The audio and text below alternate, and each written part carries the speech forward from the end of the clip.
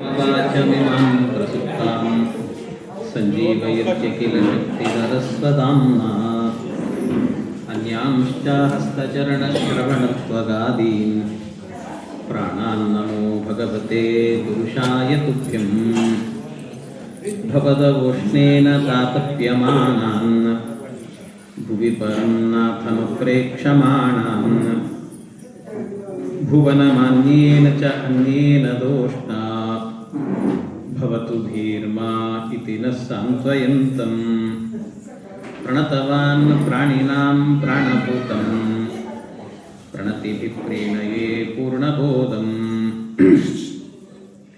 तपो विद्या विरक्त्यादि सद्गुणभोगाकरानहम् वादिराजगुरून् वन्दे हयग्रीवपदाश्रयान् मूकोऽपि यत्प्रसादेन मुकुन्दशयनायते राजराजायते रिक्तो राघवेन्द्रं तमाश्रये अनवद्यात्मचारित्रं वादिकद्योतभास्करं विद्यामान्यगुरुं वन्दे विद्याविद्योतभास्वरं तपस्वाध्यायशुश्रूषा कृष्णपूजारतं मुनिम् विश्वेशमिष्टदं वन्दे परिव्राट्चक्रवर्तिनम् जन्माद्यस्य यतोऽन्वयादितरतश्चार्तेष्वभिज्ञस्वराट् तेने ब्रह्महृदाय आदिकवये मुह्यन्ते यं सूरयः तेजो वारिमृदां यथा विनिमयो यत्र त्रिसर्गो मृषा धाम्ना स्वेन सदा निरस्तकुहकं सत्यं परं धीमहि यं प्रव्रजन्तमनुपेतमपेतकृत्यं द्वैपायनो विरहकातर आजुहाव पुत्रेति तन्मयतया तरवोऽपि नेदुः तं सर्वभूतहृदयं मुनिमानतोऽस्मि निगमकल्पतरोर्गलितं फलं शुकमुखादमृतद्रवसंयुतं पिबत भागवतं रसमालयं मुहुरहो रसिका भुवि भावुकाः ಹರಿಕಥಾಮೃತಸಾರಗುರುಗಳ ಕರುಣದಿಂದ ಬನಿತು ಪೇಳುವೆ ಪರಮ ಭಗವದ್ಭಕ್ತರಿದನಾದರದಿ ಕೇಳುವುದು. ಶ್ರೀ ಗುರುಭ್ಯೋ ನಮಃ. ಹರಿ ಓಂ ಹರಿ ಓಂ ಹರಿ ಓಂ. ಸ್ವಯಂಭೂ ಮುನಿಗಳ ಮತ್ತೊಬ್ಬ ಮಗ ಪ್ರಿಯವ್ರತ ಅಂತ. ಆ ಪ್ರಿಯವ್ರತ ರಾಜ ಅವನು ದೇಶ ಆಳಬೇಕು ಅಂತ ಹೇಳಿದರೆ ಅವನು ಹೇಳಿದ, ನನಗೆ ಬಂಧನ ಬೇಡ, ನಾನು ಕಾಡಿಗೆ ಹೋಗ್ತೇನೆ, ಈ ಸಂಸಾರ ಅನ್ನುವಂಥದ್ದು ಭಯಾವಹ, ಇದು ಭಯವನ್ನು ಮೂಡಿಸ್ತದೆ, ನಾನು ಇಲ್ಲಿ ಇರೋದಿಲ್ಲ ಅಂತ ಹೇಳಿದ. ಬ್ರಹ್ಮದೇವರು ಬಂದು ಅವನಿಗೆ ಹೇಳ್ತಾರೆ, ನೀನು ಸಂಸಾರವನ್ನು ಮಾಡಲೇಬೇಕು, ಎಲ್ಲರೂ ಕೂಡ ಮೋಕ್ಷಕ್ಕೆ ಹೋಗಬೇಕು ಅಂದರೆ ಕಾಡಿಗೆ ಹೋಗಿ ಸನ್ಯಾಸಿಗಳಾಗಿ ಅದರಿಂದಲೇ ಮೋಕ್ಷ ಅಂತಿಲ್ಲ. ಎರಡು ವಿಧವಾದಂಥ ಮೋಕ್ಷ, ಸನಕಾದಿಗಳು ಜನಕಾದಿಗಳು ಅಂತ ಹೇಳ್ತಾರೆ. ಸನಕಾದಿಗಳೆಲ್ಲರೂ ಕೂಡ ಸನ್ಯಾಸವನ್ನು ಸ್ವೀಕಾರ ಮಾಡಿಕೊಂಡು ಹೋಗಬೇಕು. ಜನಕಾದಿಗಳು ಅಂತ ಹೇಳಿದರೆ ಜನಕ ಮಹಾರಾಜ ಮೊದಲಾದವರೆಲ್ಲ ದೇಶವನ್ನು ಆಳಿದ್ರಲ್ಲ, ಆ ರೀತಿ ದೇಶವನ್ನು ಆಳಿ ಹೋಗಬೇಕು ಅಂತ ನಿಯಮ, ಹಾಗೆ ಮಾಡಬೇಕು ಅಂತಂದರು. ಅದಕ್ಕೆ ಅವನು ಒಪ್ಪಲಿಲ್ಲ. ಆಗ ಅವನಿಗೆ ಹೇಳ್ತಾರೆ, ಸಂಸಾರದಲ್ಲಿದ್ದರೆ ಬಂಧನ ಆಗ್ತದೆ, ಈ ಬಂಧನದಿಂದ ಬಿಡುಗಡೆ ಆಗೋದಿಲ್ಲ, ಹೇಗೆ ನಾನಿಲ್ಲಿ ಇರಲಿ ಅಂತ ಪ್ರಿಯವ್ರತ ಕೇಳಿದ್ದಕ್ಕೆ ಬ್ರಹ್ಮದೇವರು ಒಂದು ಸಣ್ಣ ಕಥೆ ಹೇಳಿದ್ರಂತೆ. ಏನು ಕಥೆ ಅಂದರೆ ಬಹಳ ರೋಚಕವಾದ ಕಥೆ ಅದು. ಅವ್ರು ಹೇಳ್ತಾರೆ, ಒಮ್ಮೆ ಒಬ್ಬ ಬ್ರಾಹ್ಮಣ ಇದ್ದನಂತೆ. ಆ ಬ್ರಾಹ್ಮಣನಿಗೆ ಇಬ್ಬರು ಮಕ್ಕಳು, ಗಂಡ ಹೆಂಡತಿ ಸಂಸಾರ ಇಷ್ಟೇ. ಆದರೆ ಆ ಬ್ರಾಹ್ಮಣರಿಗೆ ಶಾಸ್ತ್ರ ಓದಬೇಕು ಅಂತ ಬಹಳ ಅಪೇಕ್ಷೆ ಇತ್ತು. ಅವನಿಗೆ ಓದಲಿಕ್ಕೆ ಆಗ್ತಿರ್ಲಿಲ್ಲ, ಯಾವಾಗ ನೋಡಲಿ ಸಮಯ ಇರ್ತಿರ್ಲಿಲ್ಲ ಅವನು. ಯಾಕೆ ಅಂದರೆ ಬೆಳಗಾತ ಎದ್ದರೆ ಸಾಕು, ಒಂದಷ್ಟು ಹೆಂಡತಿಗೆ ಅಡಿಗೆ ಸಹಾಯ ಮಾಡಬೇಕು, ಮಕ್ಕಳನ್ನು ಶಾಲೆಗೆ ಕಳಿಸ್ಲಿಕ್ಕೆ ಸಹಾಯ ಮಾಡಬೇಕು, ಅಂತೂ ಏನೋ ಒಂದು ಕೆಲಸ ಅಂತ ಅಧ್ಯಯನವೇ ಮಾಡಲಿಕ್ಕೆ ಆಗ್ತಿರ್ಲಿಲ್ಲ, ಓದಲಿಕ್ಕೆ ಆಗ್ತಿರ್ಲಿಲ್ಲ. ಆದರೆ ಅದೇ ಊರಲ್ಲೇ ಒಬ್ಬ ರಾಜ ಇದ್ದ. ಆ ರಾಜ ಒಳ್ಳೆ ತತ್ವಜ್ಞಾನಿ ಆಗಿದ್ದಂತೆ, ಭಾರಿ ಶಾಸ್ತ್ರ ಎಲ್ಲ ಅಧ್ಯಯನ ಮಾಡಿಬಿಟ್ಟಿದ್ದ. ಇವನಿಗೆ ಡೌಟ್ ಬಂತು, ಇಲ್ಲ ನಾನು ಬರೀ ನನ್ನ ಸಂಸಾರ, ಇಬ್ಬರು ಮಕ್ಕಳಿಟ್ಟುಕೊಂಡು ನಾನು ನೋಡ್ಕೊಳ್ಳೋದೇ ಕಷ್ಟ, ಓದ್ಲಿಕ್ಕೆ ಆಗ್ತಾ ಇಲ್ಲ ನನಗೆ. ಆದರೆ ರಾಜನಿಗೆ ಇಡೀ ದೇಶದ ಜವಾಬ್ದಾರಿ ಇದೆ. ಅಷ್ಟು ಜವಾಬ್ದಾರಿ ಇದ್ದರೂ ಕೂಡ ಅವನು ಮಾತ್ರ ಚೆನ್ನಾಗಿ ಅಧ್ಯಯನ ಮಾಡಿದ್ದಾನೆ, ಇದೆಲ್ಲ ಹೆಂಗೆ ಸಾಧ್ಯ ಅವನಿಗೆ ಅಂತ ಡೌಟ್ ಬಂದು ಒಮ್ಮೆ ರಾಜನ ಬಳಿಯಲ್ಲೇ ಕೇಳಬೇಕು ಅಂತ ರಾಜನ ಬಳಿಯಲ್ಲಿ ಹೋದನಂತೆ. ಅವನಿಗೆ ಸಾಯಂಕಾಲದ ಹೊತ್ತಿಗೆ ಅಪಾಯಿಂಟ್ಮೆಂಟ್ ಸಿಕ್ತವನಿಗೆ. ಸಾಯಂಕಾಲ ಅಪಾಯಿಂಟ್ಮೆಂಟ್ ಸಿಕ್ಕ ಕೂಡಲೇ ಹೋಗಿ ಕೇಳ್ತಾನೆ. ರಾಜನ ಬಳಿಯಲ್ಲಿ ಹೋದನಂತೆ. ಹೋದಾಗ ರಾಜ ಇದ್ದ, ಏನಿಲ್ಲ, ನನಗೆ ಸಣ್ಣ ಸಂಸಾರ ಇದೆ, ಓದಬೇಕು ಅಂತ ಆಸಕ್ತಿ ಇದೆ, ಓದಲಿಕ್ಕೆ ಆಗ್ತಾ ಇಲ್ಲ, ಟೈಮ್ ಸಿಗ್ತಾ ಇಲ್ಲ ನನಗೆ. ಆದರೆ ನೀನಿಷ್ಟು ದೊಡ್ಡ ರಾಜ, ಆದರೆ ರಾಜನಾಗಿದ್ದರೂ ಕೂಡ ಇಡೀ ದೇಶದ ಜವಾಬ್ದಾರಿ, ಸಂಸಾರದ ಜವಾಬ್ದಾರಿ ಎಲ್ಲ ಇದ್ದರೂ ಅಧ್ಯಯನ ಮಾಡಿ ಎಲ್ಲ ಹೇಗೆ ಅಂತ ಕೇಳಿದ್ರು. ಒಂದು 5 ನಿಮಿಷ ನನಗೆ ಕೆಲಸ ಇದೆ, ನಿನಗೆ ಮತ್ತೆ ಉತ್ತರ ಹೇಳ್ತೇನಂತೆ, ಒಂದು ಕೆಲಸ ಮಾಡು, ನಾನು ಬರ್ತೀನಿ, ಒಂದು 5 ನಿಮಿಷ ಬಿಟ್ಟು ಇಲ್ಲೇ ಇರು ಅಂತ ಹೇಳಿದ್ನು. ಆದರೆ ಸುಮ್ಮನೆ ಹಾಕಿರ್ತಿ, ನನ್ನ ಅರಮನೆಯೆಲ್ಲ ನೋಡು, ಚೆನ್ನಾಗಿರ್ತದೆ ಅಂತ ಹೇಳಿದೆ. ಇವನು ಹೋಗುವಾಗ ಸಾಯಂಕಾಲ ಕಾರ್ತಿಕ್ ಮಾಸ ಬೇಗ ಕತ್ಲಾಗಿತ್ತು, ಸ್ವಲ್ಪ ಕತ್ಲಾಗಿತ್ತು. ಆದ್ದರಿಂದ ಅವನು ಹೇಳ್ದ, ಹೆಂಗೆ ನೋಡಲಿ, ಎಲ್ಲ ಕತ್ಲಿದೆ ಅಲ್ಲ ಅಂತ. ಒಂದು ಕೆಲಸ ಮಾಡಿ, ಒಂದು ದೀಪ ಹಚ್ಚಿ ಕೊಡ್ತೀನಿ ಅಂತ ದೀಪ ಹಿಡ್ಕೊಂಡು ಹೋಗು, ದೀಪದ ಬೆಳಕಲ್ಲಿ ಎಲ್ಲ ನನ್ನ ಅರಮನೆ ನೋಡಿ ಬಾ ನೀನು ಅಂತಂದು. ಆಯಿತು ಅಂತ ಹೋಗಿ ಅರಮನೆಯನ್ನೆಲ್ಲ ನೋಡಿದ್ನಂತೆ. ಪೂರ್ಣ ಅರಮನೆಯನ್ನು ನೋಡಿ ಬಂದು, ಪೂರ್ಣ ಅರಮನೆಯನ್ನು ನೋಡಿ ಮಾಡಿ ಎಲ್ಲ ಆದ ನಂತರ ಕಡೆಗೆ ಬಂದ. ರಾಜ ಎದುರಿಗೆ ಇದ್ದಂತೆ. ಎದುರಿಗಿದ್ದ ರಾಜನನ್ನು ಕೇಳಿದ, ರಾಜ ಬಂದೆ, ಏನು ಹೇಳು ನನಗೆ, ಅಧ್ಯಯನ ಹೇಗೆ ಮಾಡಿದ್ದೀನಿ ನೀನು ಅಂತ. ಅದಕ್ಕೆ ಈ ರಾಜ ಕೇಳಿದ, ನಾನು ಅರಮನೆ ನೋಡಿ ಬಾ ಅಂತಂದೆ, ನೋಡದೆ ಇಲ್ಲ ಸರಿಯಾಗಿ ಅಂತ ಕೇಳಿದ. ನೋಡಿದೆ ಅಂದರೆ ನಾನು ಆ ಮೂಲೆಯಲ್ಲಿ ಒಂದು ವಸ್ತು ಇಟ್ಟಿದ್ದೆ, ಏನಿತ್ತು ಹೇಳಿ ನೋಡೋಣ ಅಂದ. ಇವನು ಹೇಳ್ದ, ಇಲ್ಲ ನೋಡಿ ಬಾ ಅಂತ ನೀನು ಕಳಿಸಿದ್ದಿ, ಆದರೆ ಸರಿಯಾಗಿ ನೋಡ್ಲಿಕ್ಕೆ ಆಗಲಿಲ್ಲ. ಯಾಕೆ ಅಂತಂದರೆ ಆ ದೀಪ ಸ್ವಲ್ಪ ಗಾಳಿಗೆ ಹೀಗಾಗ್ತಾ ಇತ್ತು, ಎಲ್ಲಿಯಾದರೂ ಆರಿ ಹೋದರೆ ಅದು ದಾರಿ ಕಾಣಿಸೋದಿಲ್ಲಲ್ಲ, ಅದಕ್ಕೆ ಸ್ವಲ್ಪ ದೀಪದ ಕಡೆಗೇನೆ ಗಮನ ಇತ್ತು, ಸುತ್ತಮುತ್ತಲು ಯಾವುದಿದೆ ಏನಿದೆ ಅಂತ ಸರಿಯಾಗಿ ನೋಡ್ಲಿಕ್ಕೆ ಆಗಲಿಲ್ಲ ನನಗೆ ಅಂತಂದ. ಆವಾಗ ರಾಜ ಹೇಳಿದಂತೆ, ನೀ ಬಂದಾಗ ನನಗೇನು ಪ್ರಶ್ನೆ ಕೇಳಿದೆಲ್ಲ ಅದಕ್ಕೆ ಇದೇ ಉತ್ತರ ಅಂತಂದ. ಏನು ಅಂದರೆ, ಸಂಸಾರದ ಜಂಜಾಟ ಅಧ್ಯಯನ ಮಾಡಲಿಕ್ಕೆ ಆಗ್ತಾ ಇಲ್ಲ ಅಂದೆಲ್ಲ, ಹಾಗೆ ಇಲ್ಲೂ ಕೂಡ ನಿನಗೆ ಅರಮನೆಯಲ್ಲಿ ನೋಡ್ಲಿಕ್ಕೆ ಅಂತ ಬೇಕಾದಷ್ಟು ಅಕ್ಕಪಕ್ಕದಲ್ಲಿ ವಸ್ತು ಇದ್ರೂ ಕೂಡ ನಿನ್ನ ಗಮನ ಎಲ್ಲಿತ್ತು, ಅಕ್ಕಪಕ್ಕದಲ್ಲಿ ಇರಲಿಲ್ಲ, ದೀಪದ ಕಡೆಗೇ ನಿನ್ನ ಗಮನ ಇತ್ತು, ದೀಪ ಉರಿತಾ ಇತ್ತು, ದಾರಿ ನೋಡ್ಕೊಂಡು ಬಂದಿ ನೀನು. ಹಾಗೆ ಸಂಸಾರದಲ್ಲೂ ಕೂಡ ಬೇಕಾದಷ್ಟು ತಾಪತ್ರಯಗಳಿರ್ತವೆ, ಇಲ್ಲ ಅಂತಲ್ಲ, ಆದರೆ ಅದು ಅಧ್ಯಯನಕ್ಕೆ ತೊಂದರೆ ಮಾಡಬಾರದು. ನಮ್ಮ ಗುರಿ ಏನಿರಬೇಕು, ತತ್ವಜ್ಞಾನ ಪಡೆಯುವಂತಹ ಗುರಿ ಇರಬೇಕು. ಆದ್ರಿಂದ ಹಾಗೆ ಮಾಡಬೇಕು ಅಂತ ಬ್ರಾಹ್ಮಣನಿಗೆ ಹೇಳಿ ಕಳಿಸಿದಂತೆ ಅವನು ಉದ್ಧಾರ ಆದ ಅಂತ ಈ ಕಥೆಯನ್ನು ಬ್ರಹ್ಮದೇವರು ಪ್ರಿಯವ್ರತನಿಗೆ ಹೇಳಿದರು. ಅದನ್ನು ಕೇಳಿಸಿಕೊಂಡು ಪ್ರಿಯವ್ರತ ರಾಜ ಆನಂದದಿಂದ ತಾನೂ ಕೂಡ ರಾಜ್ಯವನ್ನು ಆಳಿದಂತೆ. ಅವನ ವಂಶದಲ್ಲಿ ಅನೇಕ ಜನ ಮಕ್ಕಳು ಬರ್ತಾರೆ, ಅವನ ಮೊಮ್ಮಕ್ಕಳು, ಹೀಗೆ ಅವನ ವಂಶ ಬೆಳೀತಾ ಹೋಗುತ್ತೆ. ಆ ವಂಶದಲ್ಲೇ ಬಂದಂಥವ್ರು ಯಾರು ಅಂತಂದರೆ, ಒಬ್ಬ ನಾಭಿ ಅಂತ ಒಬ್ಬ ರಾಜ ಬಂದ. ಆ ನಾಭಿ ರಾಜ ಏನಿದ್ದಾನೆ ಅವನಿಗೆ ಮಕ್ಕಳಿರಲಿಲ್ಲ, ಅದಕ್ಕೋಸ್ಕರ ಒಂದು ಹೋಮ ಮಾಡಿದ್ನಂತೆ.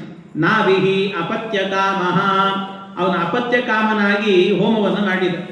ಹೋಮ ಮಾಡಿದ್ದಕ್ಕೆ ಅವನ ಅದೃಷ್ಟ ಅನ್ನುವಂತೆ ಸಾಕ್ಷಾತ್ ಭಗವಂತನೇ ಪ್ರತ್ಯಕ್ಷನಾದಂತೆ, ಅವನು ದೇವರೇ ಪ್ರತ್ಯಕ್ಷನಾದ. ದೇವರು ಪ್ರತ್ಯಕ್ಷನಾದಾಗ ಆಶ್ಚರ್ಯದಿಂದಾಗಿ ಎಲ್ಲ ಪುರೋಹಿತರು ನೋಡಿದರು. ದೇವರು ಕೇಳಿದ, ಏನು ಬೇಕು ಅಂತ. ಮಗ ಬೇಕು ಅಂತ ಹೇಳ್ಬೋದಿತ್ತು, ಪುರೋಹಿತರ ಕಾರುಣ್ಯ ಇದು. ಪೌರೋಹಿತ್ಯವನ್ನು ಮಾಡುವಂಥ ಬ್ರಾಹ್ಮಣರು ಅಂತ ಹೇಳಿದರೆ ಎಂಥ ಕಾರುಣ್ಯ ಇರುತ್ತೆ ಅವರಿಗೆ ಅನ್ನೋದಕ್ಕೆ, ನೀವು ಕೊಡುವಂಥದ್ದು 10 ರೂಪಾಯಿ ದಕ್ಷಿಣೆ ಆಗಿರಲಿ, 1 ರೂಪಾಯಿ ದಕ್ಷಿಣೆ ಆಗಿರಲಿ, ಆದರೆ ಆಶೀರ್ವಾದಕ್ಕೆ ಮಾತ್ರ ಅದೇ ಮಂತ್ರ ಹೇಳ್ತಾರೆ, ಲೋಕ ಸಮಸ್ತ ಸುಖಿನೋ ಭವಂತು ಅಂತ. ಎಲ್ಲರೂ ಕೂಡ ಮಂಗಳವಾಗಲಿ ಅಂತ ಹೇಳ್ತಾರೆ. ನಿತ್ಯದಲ್ಲೂ ಕೂಡ ಯಾರು ಹೇಳ್ತಿದ್ದಾರೆ ಹೇಳ್ರಿ ಜಗತ್ನಲ್ಲಿ? ಕಾಲೇ ವರ್ಷತು ಪರ್ಜನ್ಯ ಪೃಥಿವೀ ಸಸ್ಯಶಾಲಿನಿ ದೇಶೋಯಂ ಕ್ಷೋಭರಹಿತ ಸಜ್ಜನಾ ಸಂತು ನಿರ್ಭಯ ಅಂತ ಯಾರಿಂಥ ಪ್ರಾರ್ಥನೆ ಮಾಡುತ್ತಾರೆ? ಪುರೋಹಿತರು ಮಾಡುತ್ತಾರೆ. ಆ ಪುರೋಹಿತರು ಹೇಳಿದ್ರಂತೆ, ಸ್ವಾಮಿ ಅವನಿಗೆ ನಾಭಿರಾಜನಿಗೆ ನಿನ್ನಂತ ಮಗ ಬೇಕು ಅಂತ ಹೋಮ ಮಾಡುತ್ತಿದ್ದಾನೆ ಅಂದರು. ಬರೀ ಮಗ ಬೇಕು ಅನ್ಬೋದಿತ್ತು, ಹಾಗೆ ಹೇಳಲಿಲ್ಲ ಅವರು. ನಿನ್ನಂತ ಮಗ ಬೇಕು ಅಂದ್ರು. ಭಗವಂತ ಹೇಳ್ತಾನೆ, ನನ್ನಂತ ಮಗ ಅಂತ ಹೇಳ್ತಿದ್ದೀರಿ, ನನ್ನಂತೆ ಯಾರಿದ್ದಾರೆ ಅಂತ ಕೇಳ್ತಾನೆ ದೇವರು. ನನ್ನಂತೆ ಯಾರಿದ್ದಾರೆ? ದೇವರಂತೆ ಮತ್ತೊಬ್ಬರು ಇರಲಿಕ್ಕೆ ಸಾಧ್ಯನೇ ಇಲ್ಲ. ಅವನ ಅಸದೃಶ ಭಗವಂತ, ಅದ್ವಿತೀಯ ಭಗವಂತ. ಅವನಂತೆ ಇನ್ನೊಬ್ಬರು ಇರೋದು, ಅದಕ್ಕೆ ಭಗವಂತ ಹೇಳಿ ನನ್ನಂತೆ ಯಾರೂ ಇಲ್ಲ, ಯಾರೂ ಇಲ್ಲ. ಆದ್ರಿಂದ ನಾನೇ ಅವತಾರ ಮಾಡ್ತೇನೆ ಅಂತ ಭಗವಂತ ತಾನೇ ಅವತಾರವನ್ನು ಮಾಡಿದಂತೆ. ದೇವರೇ ಅವತಾರ ಮಾಡಿದ. ಹಾಗೆ ನಾಭಿರಾಜನಿಗೆ ಅವತಾರ ಮಾಡಿದ ರೂಪ ಭಗವಂತನದ್ದು ಋಷಭ ಅಂತ ಹೆಸರು. ಋಷಭನಾಮಕ ಪರಮಾತ್ಮ. ಆ ಋಷಭನಾಮಕ ಭಗವಂತ ಮೊದಲವನಿಗೆ ಅಂಜನಾಭ ಅಂತ ಹೆಸರು. ಮೊದಲಾಗಬೇಕಾದ್ರೆ ಇವತ್ತು ನಾವೆಲ್ಲ ಏನು ಹೇಳ್ತೇವೆ ಅಂತಂದ್ರೆ ಇದನ್ನೆಲ್ಲ ಭಾರತ ವರ್ಷ ಅಂತ ಕರಿತೇವೆ. ಮೊದಲು ಇದಕ್ಕಿದ್ದ ಹೆಸರೇನು ಅಂದರೆ ಅಂಜನಾಭ ವರ್ಷ ಅಂತ ಹೆಸರಿತ್ತಿದ್ದಕ್ಕೆ. ಹಾಗೆಲ್ಲ ಸಂಕಲ್ಪ ಮಾಡುವಾಗ ಅಂಜನಾಭ ವರ್ಷೇ ಹೀಗೆ ಸಂಕಲ್ಪ ಇತ್ತು. ಭಾರತ ವರ್ಷ ಅಂತ ಇವನ ಮಗನಿಂದ ಬಂದದ್ದು. ಆಮೇಲೆ ಅಂಜನಾಭ ಅಂದರೆ, ಅಂಜನ ಅಂದರೆ ಸಂಸ್ಕೃತದಲ್ಲಿ ಕಾಡಿಗೆ ಅಂತ ಅರ್ಥ. ಅಂಜನ ಆಭ ಅಂದರೆ ಅದು ಹೊಳಪು ಅಂತ ಅರ್ಥ. ಕಾಡಿಗೆಯಲ್ಲಿ ಒಂದು ಹೊಳಪು ಇರ್ತದೆ. ನೀವು ನೋಡ್ರಿ, ಅದು ಗೊತ್ತಾಗಬೇಕು ಅಂದರೆ ಕಾಡಿಗೆ ಇಲ್ಲದಂತೆ ಒಂದು ಸರ್ತಿ ಕನ್ನಡಿ ನೋಡಿಕೊಂಡಾಗ ಕಣ್ಣು ಅಷ್ಟಕ್ಕಷ್ಟೇ ಇರ್ತದೆ. ಕಾಡಿಗೆ ಹಚ್ಚಿದ ಮೇಲೆ ಒಂದು ಹೊಳಪು ಬರ್ತದೆ ಕಣ್ಣಿಗೆ, ಅದೊಂದು ವಿಶೇಷವಾಗಿರ್ತದೆ. ಹಾಗೆ ಕಾಡಿಗೆ ಅನ್ನುವಂಥದ್ದಿದೆಯಲ್ವ, ಆ ಕಾಡಿಗೆಯು ಕೂಡ ಹೊಳಪಿರ್ತದೆ. ಅದರಂತೆ ಕಪ್ಪಿದ್ರೂ ಕೂಡ ಹೊಳಪಿದ್ದಂತೆ ಭಗವಂತ. ಆದ್ರಿಂದ ಅವನಿಗೆ ಅಂಜನಾಭ ಅಂತ ಹೆಸರಿಟ್ಟಿದ್ರಂತೆ. ಹಾಗೆ ಅಂಜನಾಭ ಅವನು ಭಗವಂತನನ್ನ, ಅವನಿಗೆ ಇಂದ್ರದೇವರು ತನ್ನ ಮಗಳು ಜಯಂತಿ ಅಂತ ಜಯಂತಿ ದೇವಿಯನ್ನು ವಿವಾಹ ಮಾಡಿಕೊಡುತ್ತಾರೆ. ವಿವಾಹ ಆದ ನಂತರ ಜಯಂತಿ ದೇವಿಯಲ್ಲಿ ಭಗವಂತನಿಗೆ 100 ಜನ ಮಕ್ಕಳು ಹುಟ್ಟಿದ್ರಂತೆ. 100 ಜನ ಮಕ್ಕಳು. 100 ಜನ ಮಕ್ಕಳು ಹುಟ್ಟಿದ ಮೇಲೆ ಅವರನ್ನೆಲ್ಲ ಬೆಳೆಸ್ತಾ ಅದರಲ್ಲಿ ಮೊದಲನೇ ಮಗನ ಹೆಸರೇನೆ ಭರತ ಅಂತ ಹೆಸರು. ಭರತ ಅಂತ. ಅವರೆಲ್ಲರೂ ಮಕ್ಕಳಿಗೆ ಒಮ್ಮೆ ಏನು ಮಾಡಿದ್ದಂತೆ ಭಗವಂತ, ಆಗಾಗ ಪ್ರವಚನ ಮಾಡ್ತಾ ಇದ್ದಂತೆ ದೇವರು. ಅವನಿಗೆ ಸಮಸ್ಯೆ ಇಲ್ಲ, ಯಾಕೆಂದ್ರೆ ಆಡಿಯನ್ಸ್ ಬರ್ತಾರೋ ಇಲ್ಲೊಂದು ಸಮಸ್ಯೆನೇ ಇಲ್ಲ. 100 ಜನ ಮಕ್ಕಳೇ ಇದ್ರು ಅವನಿಗೆ. ಹಾಗಾಗಿ ಮಕ್ಕಳನ್ನೇ ಕೂಡಿಸ್ಬಿಡ್ತಿದ್ದ. ಮಕ್ಕಳನ್ನೇ ಕೂಡಿಸಿ ಅವರಿಗೆಲ್ಲ ಉಪನ್ಯಾಸ ಮಾಡಿದ್ದಂತ ಒಂದ್ಸರ್ತಿ. ಅವರಿಗೆಲ್ಲ ಉಪನ್ಯಾಸವನ್ನು ಮಾಡ್ತಾ ಇದ್ದಕ್ಕಿದ್ದಾಗೆ ಏನು ಮಾಡಿದ್ದಂತೆ ದೇವರು ತನ್ನ ಮೈ ಮೇಲಿದ್ದ ಬಟ್ಟೆಯನ್ನು ಕಿತ್ತಿ ಬಿಸಾಕಿದ್ದಂತೆ. ಅಷ್ಟೇ ಅಲ್ಲ, ನೋಡ್ತಾ ಇದ್ದಂತೆ ಕೆಳಗಿನ ಬಟ್ಟೆನೂ ಕೂಡ ಕಿತ್ತಿ ಬಿಸಾಕಿದ. ಏನಿಲ್ಲ, ದಿಗಂಬರನಾಗಿ ನಿಂತನಂತೆ ಭಗವಂತ. ಕೂದಲೆಲ್ಲ ಕೆದರ್ಕೊಂಡ, ಕೂದಲೆಲ್ಲ ಕಿತ್ಲಿಕ್ಕೆ ಶುರು ಮಾಡಿದ. ವಿಚಿತ್ರ ಮಾಡಿಕೊಂಡು ಅಲ್ಲಿಂದ ಏನು ಮಾಡಿದಂತೆ ಕಾಡಿಗೆ ಹೋಗಿಬಿಟ್ನಂತೆ ಪರಮಾತ್ಮ. ಕಾಡಿಗೆ ಹೋದ. ಇಷ್ಟೆಲ್ಲ ಮಾಡಿದ. ಕಾಡಿಗೆ ಹೋದ ನಂತರ ಎಲ್ಲ ಬಿಟ್ಬಿಟ್ರು. ಆಮೇಲೆ ಯಾರೋ ಒಬ್ಬ ವ್ಯಕ್ತಿ ಬಂದಂತೆ. ಅವನ ಹೆಸರೇನು ಅಂತಂದ್ರೆ ಅರ್ಹನ್ ಅಂತ ಹೆಸರು ಅವನಿಗೆ. ಆರ್ಹತ ಅಂತ ಕರೀತಾರೆ. ಆರ್ಹತ ಅನ್ನುವಂಥ ವ್ಯಕ್ತಿ ಬಂದು ಈ ಕಾಡಲ್ಲಿ ಏನಿದೆ ಅಂತ ನೋಡ್ಲಿಕ್ಕೆ ಹೋದಂತೆ. ಕಾಡಿಗೆ ಹಚ್ಕೊಂಡು ಸುಟ್ಟು ಹೋಗ್ಬಿಟ್ಟಿತ್ತೆಲ್ಲ, ಯಾರು ಇಲ್ಲ ಅಂತ ನೋಡ್ದ. ಮೇಲೆ ನೋಡಿದಂತೆ, ಮೇಲೆ ಈ ಋಷಭನಾಮಕ ಪರಮಾತ್ಮ ಇದ್ದ. ಕೆಳಗೇನು ಆಸನ ಇಲ್ಲ, ಆದ್ರೂ ಮೇಲೆ ಕಾಣ್ತಿದ್ದಾನೆ. ನೋಡ್ಬಿಟ್ಟು ಇವನು ಆರ್ಹತ ಕೇಳಿದಂತೆ, ಯಾರೋ ನೀನು ಅಂತ ಕೇಳಿದ. ಅದಕ್ಕೆ ಆ ಭಗವಂತ ಹೇಳಿದಂತೆ, ವಾಸುದೇವೋಹಂ ಅಂದಂತೆ. ನಾನು ವಾಸುದೇವ ಅಂತಂದ. ಅಹಂ ಅಂದ್ರೆ ನಾನು, ವಾಸುದೇವ ಅಂತ. ಆ ಕೆಳಗಿದ್ದಂತ ಆರ್ಹತ ಇದ್ದಾನಲ್ವಾ, ಅವನು ತಿಳ್ಕೊಂಡಂತೆ. ಅವನು ಹೇಳಿದ್ದು ಅವನನ್ನು ವಾಸುದೇವ ಅಂತ ಹೇಳಿದ್ರೆ ಇವನು ತಿಳ್ಕೊಂಡ ನಾನೇ ವಾಸುದೇವ ಅಂತ ಇವನು ತಿಳ್ಕೊಂಡಂತೆ. ನಾನೇ ವಾಸುದೇವ ಅಂತ ತಿಳ್ಕೊಂಡು ಅವನೊಂದು ತತ್ವವನ್ನು ಪ್ರಚಾರ ಮಾಡಿದ. ಇವನೇನು ಮಾಡುತ್ತಿದ್ದ? ಅಹಿಂಸಾ ಪರಮೋ ಧರ್ಮ. ಜೊತೆಗೆ ಇನ್ನೊಂದೇನು, ತನ್ನ ಕೂದಲೆಲ್ಲ ಕಿತ್ತುಕೊಳ್ತಿದ್ದ. ಇದೆಲ್ಲ ಧರ್ಮ ಅನ್ನುವಂತೆ ಬೋಧನೆ ಮಾಡಿದ. ಮೋಹಕವಾದ ರೂಪ ಇದೆಲ್ಲವೂ ಕೂಡ ಪರಮಾತ್ಮನದ್ದು. ಅದರಿಂದ ಕೆಳಗಿದ್ದ ಆರ್ಹತ ಇದ್ದಾನಲ್ವ, ಆರ್ಹತ ಏನು ಮಾಡಿದಂತೆ ತಾನೂ ಕೂಡ ಇದೇ ಧರ್ಮ ಪಾಲನೆ ಮಾಡಬೇಕು ಅಂತ ತಂದೇ ಒಂದು ಧರ್ಮವನ್ನು ಪಾಲನೆ ಮಾಡುತ್ತಾ ಹೋದ. ಅದನ್ನ ಆರ್ಹತ ಮತ ಅಂತ ಕರೀತಾರೆ. ಆರ್ಹತ ಅಂದ್ರೆ ಇವತ್ತಿನ ಜೈನ ಸಿದ್ಧಾಂತ ಅಂತ ಅರ್ಥ. ಆ ಜೈನ ಮತ ಎನ್ನುವಂತಹದ್ದು ಬಂದದ್ದು ಈ ಭಗವಂತನಿಂದ ಬಂದದ್ದು. ಅವನೇನು ಮಾಡ್ತಾನೆ ಅಂದ್ರೆ, ಅವನು ಕೂದಲು ತಾನೇ ಕಿತ್ತುಕೊಳ್ತಿದ್ನಲ್ಲ. ಅದಕ್ಕೇನು ಅವ್ರದ್ದು ಮುಖ್ಯವಾದ ತತ್ವ ಏನು ಅಂದ್ರೆ ಅಹಿಂಸಾ ಪರಮೋ ಧರ್ಮ ಅಂತ. ಹಿಂಸೆ ಮಾಡಬಾರ್ದು ಇನ್ಯಾರಿಗೂ ಕೂಡ, ಯಾರಿಗೆ ಹಿಂಸೆ ಮಾಡದೇ ಇರಬೇಕು. ಅದಕ್ಕೇನು ಮಾಡ್ತಾರೆ ಅವರು ಅಂದರೆ ಕೇಶೋಲ್ಲುಂಟನಂ ಪರಮೋ ಧರ್ಮ ಅಂತ ಹೇಳ್ತಾರೆ. ಕೇಶೋಲ್ಲುಂಟನ ಅಂತ ಹೇಳಿದರೆ ಈ ಕೇಶ ಅಂದರೆ ಕೂದಲು, ಅದನ್ನು ಕಿತ್ತಿಕೊಳ್ಳೋದಿದೆಯಲ್ಲ ಅದು ಧರ್ಮ ಅಂತ. ಇದು ಹೇಗೆ ಧರ್ಮ ಅಂದರೆ ಅವ್ರು ಹೇಳ್ತಾರೆ ಹಿಂಸೆ ಆಗಬಾರ್ದಾದ್ರಿಂದ ನಮಗೆ ಹಿಂಸೆ ಮಾಡ್ಕೊಳ್ಬೇಕು ಅಂತ. ಯಾವ ರೀತಿ ಅದು ಅಂದರೆ ಈ ಸನ್ಯಾಸಿಗಳೆಲ್ಲ ಇರ್ತಾರೆ ನೋಡಿ, ಬಟ್ಟೆ ಹಾಕ್ಕೊಳ್ಳಲ್ಲ ಅವರು. ಯಾಕೆಂದ್ರೆ ನೀವು ಬಟ್ಟೆ ಹಾಕ್ಕೊಂಡ್ರಿ ಅಂತ ಆದರೆ ಆ ಬಟ್ಟೆಯನ್ನು ಎಷ್ಟು ಹುಳಗಳನ್ನು ಕೊಂದು ಮಾಡಿರ್ತೀವಿ, ಹಿಂಸೆ ಆಗ್ತದೆ. ರೇಷ್ಮೆಯಂತೂ ಹುಳನ್ ಕೊಂದೇ ಮಾಡೋದು ನೀವು, ಆದ್ರಿಂದ ಅದನ್ನೂ ಉಡಲ್ಲ. ಹೀಗೆ ಅವರು ಬಟ್ಟೆ ಹಾಕಲ್ಲ ಅಂತಾರೆ. ಮತ್ತು ಅವ್ರು ಏನ್ ಮಾಡ್ತಾರೆ ಅಂದ್ರೆ ಅವರ ರೋಮವನ್ನು ಅವರೇ ಕತ್ತರಿಸ್ಕೊಳ್ತಾರೆ. ಅಂದ್ರೆ ಕತ್ತರಿಸೋದಂದ್ರೆ ಎಳೀತಾರೆ, ಕಿತ್ಕೊಳ್ತಾರೆ ಅವರು. ಯಾಕೆ ಹಾಗೆ ಅಂತಂದ್ರೆ ತುಂಬಾ ಕೂದಲು ಬೆಳೀತು ಅಂತ ಆದ್ರೆ ಏನಾಗತ್ತೆ ತಲೆಯಲ್ಲಿ ಹೇನು ಬರ್ತದಂತೆ. ಆ ಹೇನು ಬಂತು ಅಂತ ಆದ್ರೆ ಏನು ಬರ್ಲಿ, ಏನೀಗ ಅಂದ್ರೆ ಆಮೇಲೆ ನಾವು ಮಲಗ್ತೀವಲ್ಲ, ನಿದ್ದೆ ಮಾಡಿದಾಗ ನೆಲಕ್ಕೆ ತಲೆ ಒತ್ತಿದಾಗ ಆ ನೆಲ ಒತ್ತಿಕೊಂಡು ಹೇನಿಗೆ ನೋವಾಗುತ್ತೆ. ಅದಕ್ಕೆ ಅಹಿಂಸಾ ಪರಮೋ ಧರ್ಮ, ಅದಕ್ಕೆ ಹಿಂಸೆ ಆಗಬಾರದು, ಅದಕ್ಕೆ ಕೂದಲೇ ಇರಬಾರದು ಅಂತ ಕೂದಲು ತೆಗೆದು ಬಿಡ್ತಾರೆ, ಕಿತ್ತು ಬಿಡ್ತಾರೆ. ಅವ್ರ ಕೇಶೋಲ್ಲುಂಟ ನಂಪರ ಇಂಥ ಒಂದು ಧರ್ಮ ಇದರಿಂದ ಹೊರಡ್ತಂತೆ, ಒಂದು ಧರ್ಮ ಹೊರಡ್ತು.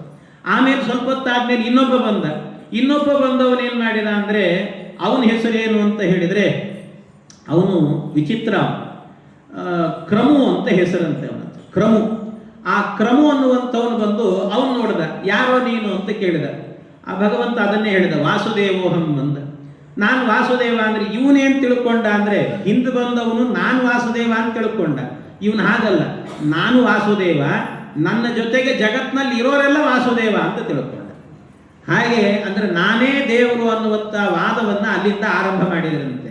ಹಾಗೆ ಅವನಿಂದಾಗಿ ಒಂದು ಮತ ಹೊರಡಿತು, ಅದಕ್ಕೆ ಮಾಯಾವಾದ ಅಂತ ಹೆಸರು. ನಾನೇ ದೇವರು ಅಂತ ಹೇಳುವ ಒಂದು ವಾದ. ಈ ರೀತಿಯೆಲ್ಲ ಋಷಭನಾಮಕ ಪರಮಾತ್ಮನಿಂದ ಬಂದಿರುವಂತಹ ಕೆಲವು ತತ್ವಗಳಿವೆಲ್ಲವೂ ಕೂಡ ಅದು ಮೋಹಕವಾದ ರೂಪ ಅದು ಭಗವಂತನದ್ದು. ಇದು ಆದ್ಮೇಲೆ ಮುಂದೆ ಏನಾಯಿತು, ಭರತ ಅನ್ನುವ ಚಕ್ರವರ್ತಿ. ಆ ಭರತ ಚಕ್ರವರ್ತಿ ಏನು ಮಾಡಿದ ಅಂದ್ರೆ ತಾನು ಮನೆಯಲ್ಲಿರಬೇಕಾದ್ರೆ ಅವನೇ ದೇಶವನ್ನು ಆಳ್ತಾ ಇದ್ದ. ಅವನು ಆಳಿದ, ಚೆನ್ನಾಗಿ ಆಳಿದ ಮೇಲೆ ಬಹಳ ವರ್ಷ ಆದ್ಮೇಲೆ ಅವನಿಗೇನು ಅನ್ನಿಸ್ತು, ಒಂದ್ಸರ್ತಿ ಕಾಡಿಗೆ ಹೋದಾಗ ಸರೋವರದಲ್ಲಿ ನೀರು ಕುಡಿಬೇಕು ಅಂತ ಹೋದಂತೆ. ನೀರು ಕುಡಿಬೇಕು ಅಂತ ಹೋದಾಗ ಬಗ್ಗಿದ ನೀರಿಗೆ ತನ್ನ ಮುಖ ತನಗೆ ಕಾಣಿಸ್ತಂತೆ. ಕಾಣಿಸುವಾಗ ಏನಾಯಿತು, ಅವನ ತಲೆ ಕೂದಲಲ್ಲಿ ಒಂದೇ ಒಂದು ಬಿಳಿ ಕೂದಲು ಕಾಣಿಸ್ತಂತ. ಆ ಬಿಳಿ ಕೂದಲು ಕಾಣಿಸಿದ ಕೂಡಲೇ ಅನ್ಕೊಂಡ ನನಗೆ ವಯಸ್ಸಾಗಿದೆ ಅಂತ, ನಾನಿನ್ನ ದೇಶ ಆಳಬಾರದು, ನಿಲ್ಲಿಸ್ಬೇಕು ಇಲ್ಲಿಗೆ ಅಂತ ತಾನು ದೇಶ ಆಳೋದನ್ನು ನಿಲ್ಲಿಸಿ ಕಾಡಿಗೆ ಹೋಗೇ ಬಿಟ್ಟ. ಎಂಥ ವಿಚಿತ್ರ, ಒಂದು ಬಿಳಿ ಕೂದಲು ಕಾಣಿಸಿದ್ರಿಂದ ಹೋಗಿಬಿಟ್ನಂತ. ನಮ್ಮ ಈ ಕಾಲದಲ್ಲಿ ಇದ್ದಾರೆ ನೋಡ್ರಿ, ಏನಂತಾರೆ, ಬಿಳಿ ಕೂದಲಲ್ಲ ದೇಹ ಬಿದ್ದೋಗಿರ್ತದೆ ಆದರೂ ಪರವಾಗಿಲ್ಲ, ನಾನು ಚೇರ್ ಬಿಡೋದಿಲ್ಲ ಅಂತ ಕೂತಿರ್ತಾರೆ ಆ ರೀತಿ. ಆದ್ರೆ ಅವ್ರು ಹಾಗಲ್ಲ, ಆಗಿನ ಕಾಲದವರೆಲ್ಲ ಸಾಕು ಅಂತ ಹೊರಟೋಗ್ತಿದ್ರು. ಹಾಗೆ ಭರತ ಚಕ್ರವರ್ತಿ ಹೋದ, ಆದ್ರೆ ಎಲ್ಲ ರಾಜ್ಯವನ್ನು ಬಿಟ್ಟು ಹೋದರೂ ಕೂಡ ಅವನ ಪ್ರಾರಬ್ಧ ಅವನಿಗೆ ಬಿಟ್ಟಿರಲಿಲ್ಲ. ಆ ರಾಜ್ಯವನ್ನು ಬಿಟ್ಟು ಹೋಗಿದ್ರು ಕೂಡ ಒಂದು ನದಿಯ ತುದಿಯಲ್ಲಿ ಒಂದು ಗರ್ಭಿಣಿ ಜಿಂಕೆ ಹುಲಿ ಗರ್ಜನೆ ಕೇಳಿಕೊಂಡು ಅಲ್ಲೇ ಪ್ರಸವ ಆಯಿತು. ಆ ಮರಿಯನ್ನ ಬಿಟ್ಟು ಓಡಿ ಹೋಯ್ತಂತೆ ಜಿಂಕೆ. ಅದನ್ನು ನೋಡಿ ಮರಿ ಮೇಲೆ ಅದಕ್ಕೆ ಕಾರುಣ್ಯ ಹುಟ್ಟಿತ್ತು ಇವನಿಗೆ. ಆ ಮರಿಯನ್ನು ಎತ್ಕೊಂಡು ಬಂದು ತಾನೇ ಲಾಲನೆ ಪಾಲನೆ ಎಲ್ಲ ಮಾಡಿದ. ಎಲ್ಲ ಪಾಲನೆಗಳನ್ನು ಮಾಡಿ ಆದ ನಂತರ ಮುಂದೆ ಅದನ್ನು ನೋಡ್ತಾ ಬೆಳೆಸ್ತಾ ಇದ್ದ. ಕಡೆಗೇನಾಯಿತು ಅಂದ್ರೆ ಅದನ್ನು ಬೆಳೆಸಿ ಅದರ ಮೇಲೆ ಮೋಹ ಬಂತವನಿಗೆ. ಇವನು ಸಾಯೋ ಕಾಲದಲ್ಲಿ ನಾನು ಹೋದ್ರೆ ಜಿಂಕೆಯನ್ನು ಯಾರು ನೋಡ್ಕೊಳ್ತಾರೆ ಅಂತ ಅನ್ಕೊಂಡ. ಜಿಂಕೆ ಅಂತ ಹಚ್ಕೊಂಡ್ಬಿಟ್ಟಿದ್ದ. ಮುಂದಿನ ಜನ್ಮ ನಿನ್ನೆ ಹೇಳಿದ್ನಲ್ಲ, ಅವನಿಗೆ ಮುಂದಿನ ಜನ್ಮ ಜಿಂಕೆ ಜನ್ಮನೇ ಬಂತು. ಅದಕ್ಕೆ ಹೇಳೋದು ಯಾವುದು ಬಹಳ ಹಚ್ಕೊಳ್ಬಾರದು ಅಂತ. ಈಗಿನ ಕಾಲದ ಮಂದಿ ಏನು ಮಾಡ್ತಾರೆ ಅಂದ್ರೆ ಜಿಂಕೆ ಹಚ್ಕೊಳ್ಳೋದು ಬಿಡಿ, ಈಗೆಲ್ಲ ಮನೆಯಲ್ಲಿ ಏನು ಮಾಡ್ತಿರ್ತಾರೆ, ಬೆಳಗಾತ ನಾನು ನೋಡ್ತಿರ್ತೀನಿ ಹುಬ್ಬಳ್ಳಿಲಿ ಎಷ್ಟೋ ಸರ್ತಿ ಬೆಳಿಗ್ಗೆ ಆಯಿತು ಅಂದ್ರೆ ಸಾಕು ಒಂದು ಬೆಲ್ಟ್ ಹಿಡ್ಕೊಂಡು ಓಡಾಡ್ತಿರ್ತಾರೆ. ನನಗೆ ಅನಿಸೋದು ಇದನ್ನು ಇಷ್ಟು ಹಚ್ಕೊಂಡಾರಲ್ಲ, ಮುಂದಿನ ಜನ್ಮದಲ್ಲಿ ಇವ್ರನ್ನೂ ಯಾರೋ ಬೆಲ್ಟ್ ಹಾಕಿ ಹಿಡ್ಕೊಂಡು ಹೋಗ್ತಿರ್ತಾರಲ್ಲ ಅಂತ ಅನಿಸ್ತಿರ್ತದೆ ಅವ್ರು ನೋಡುವಾಗ. ಹಾಗೆ ಅದರಿಂದಾಗಿ ಅದನ್ನು ಹಚ್ಕೊಂಡ ಜಿಂಕೆ ಜನ್ಮ ಬಂತು. ಜಿಂಕೆ ಜನ್ಮ ಬಂತು, ಆದರೆ ಆ ಜನ್ಮದಲ್ಲಿ ಹಿಂದಿನ ಜನ್ಮದ ಸ್ಮರಣೆ ಇತ್ತವನಿಗೆ.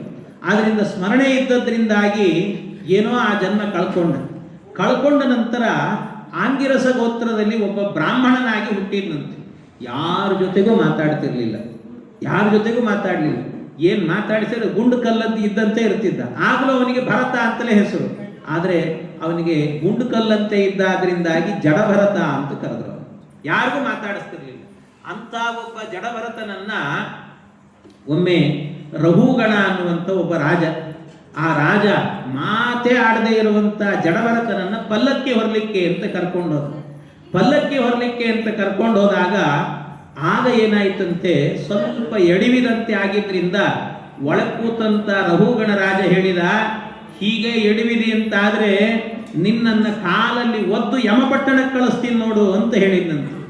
ಅಲ್ಲಿ ತನಕ ಮಾತೇ ಆಡದೇ ಇದ್ದಂಥ ಆ ಜಡಭರತರು ಮೊದಲ ಬಾರಿಗೆ ಮಾತಾಡಿದ್ರಂತೆ. ಏನು ಹೇಳಿದರು?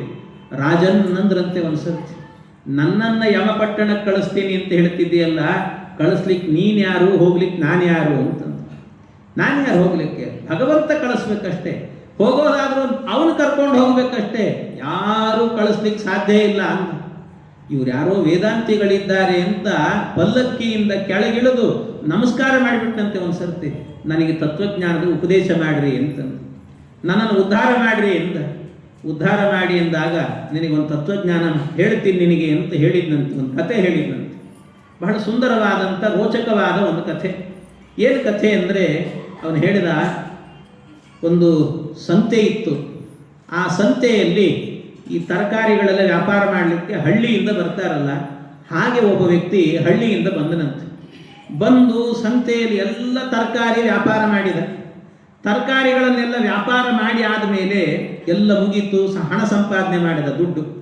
ಎಲ್ಲ ದುಡ್ಡು ಸಂಪಾದನೆ ಮಾಡಿ ಗಂಟು ಕಟ್ಟಿಕೊಂಡು ವಾಪಸ್ ತನ್ನ ಹಳ್ಳಿಗೆ ಹೋಗಬೇಕಲ್ಲ, ರಾತ್ರಿ ಕಾಲಕ್ಕೆ ಮನೆಗೆ ಹೊರಟಂತೆ. ರಾತ್ರಿ ಮನೆಗೆ ಹೊರಡುವಾಗ ಸ್ವಲ್ಪ ದುಡ್ಡಿದೆ ಕೈಯಲ್ಲಿ ಅಂದರೆ, ಸಂಪಾದನೆ ಮಾಡಿದ್ದಾನೆ ಅಂದರೆ ಅದರ ರಕ್ಷಣೆ ಮಾಡಿಕೊಳ್ಳುವಂಥದ್ದು ಜವಾಬ್ದಾರಿ ಇರುತ್ತದೆ. ಅದಕ್ಕೆ ಯಾರಾದರೂ ಕಳ್ಳರು ಕಾಕರು ಬಂದರು ಅಂತಾದರೆ ಏನು ಮಾಡಬೇಕು? ಅದಕ್ಕೆ ಕೈಯಲ್ಲಿ ಒಂದು ಆಯುಧ ಹಿಡ್ಕೊಂಡಿರಬೇಕು. ಆಯುಧ ಹಿಡ್ಕೊಂಡು ಯಾರಾದರೂ ಬಂದರೆ ಹೆದರಿಸ್ಲಿಕ್ಕಾದರೂ ಒಂದು ಆಯುಧ ಬೇಕಲ್ಲ. ಏನು ಆಯುಧ ಇಲ್ಲ, ಹಾಗೆ ಖಾಲಿ ಕೈಲಿ ಹೋದ. ಇವನು ಖಾಲಿ ಕೈಲಿ ಹೋಗುವಾಗ ದಾರಿಯಲ್ಲಿ ಏನಾಯ್ತು, ಇವನಿಗೆ ಕತ್ಲಾಗಿತ್ತು. ಕತ್ಲು ದಾರಿಯಲ್ಲಿ ಇದ್ದಕ್ಕಿದ್ದಾಗೆ ಒಂದು 6 ಜನ ಕಳ್ಳರು ಬಂದ್ರಂತೆ. ಇವನಲ್ಲಿ ದುಡ್ಡಿದೆ ಅಂತ ಗೊತ್ತಾಯಿತು. ಎಲ್ಲ ಇವನನ್ನು ಹೊಡೆದು ಬಡದು ಮಾಡಿ ಎಲ್ಲ ಕಸಗೊಂಡ್ಬಿಟ್ರದನ್ನು. ಕಸಗೊಂಡ ನಂತರ ಇವನಿಗೆ ತಲೆ ತಿರುಗಿದಂತೆ ಆಯಿತು. ಎಲ್ಲಿ ಹೋಗಬೇಕು ಗೊತ್ತಾಗ್ತಾ ಇಲ್ಲ.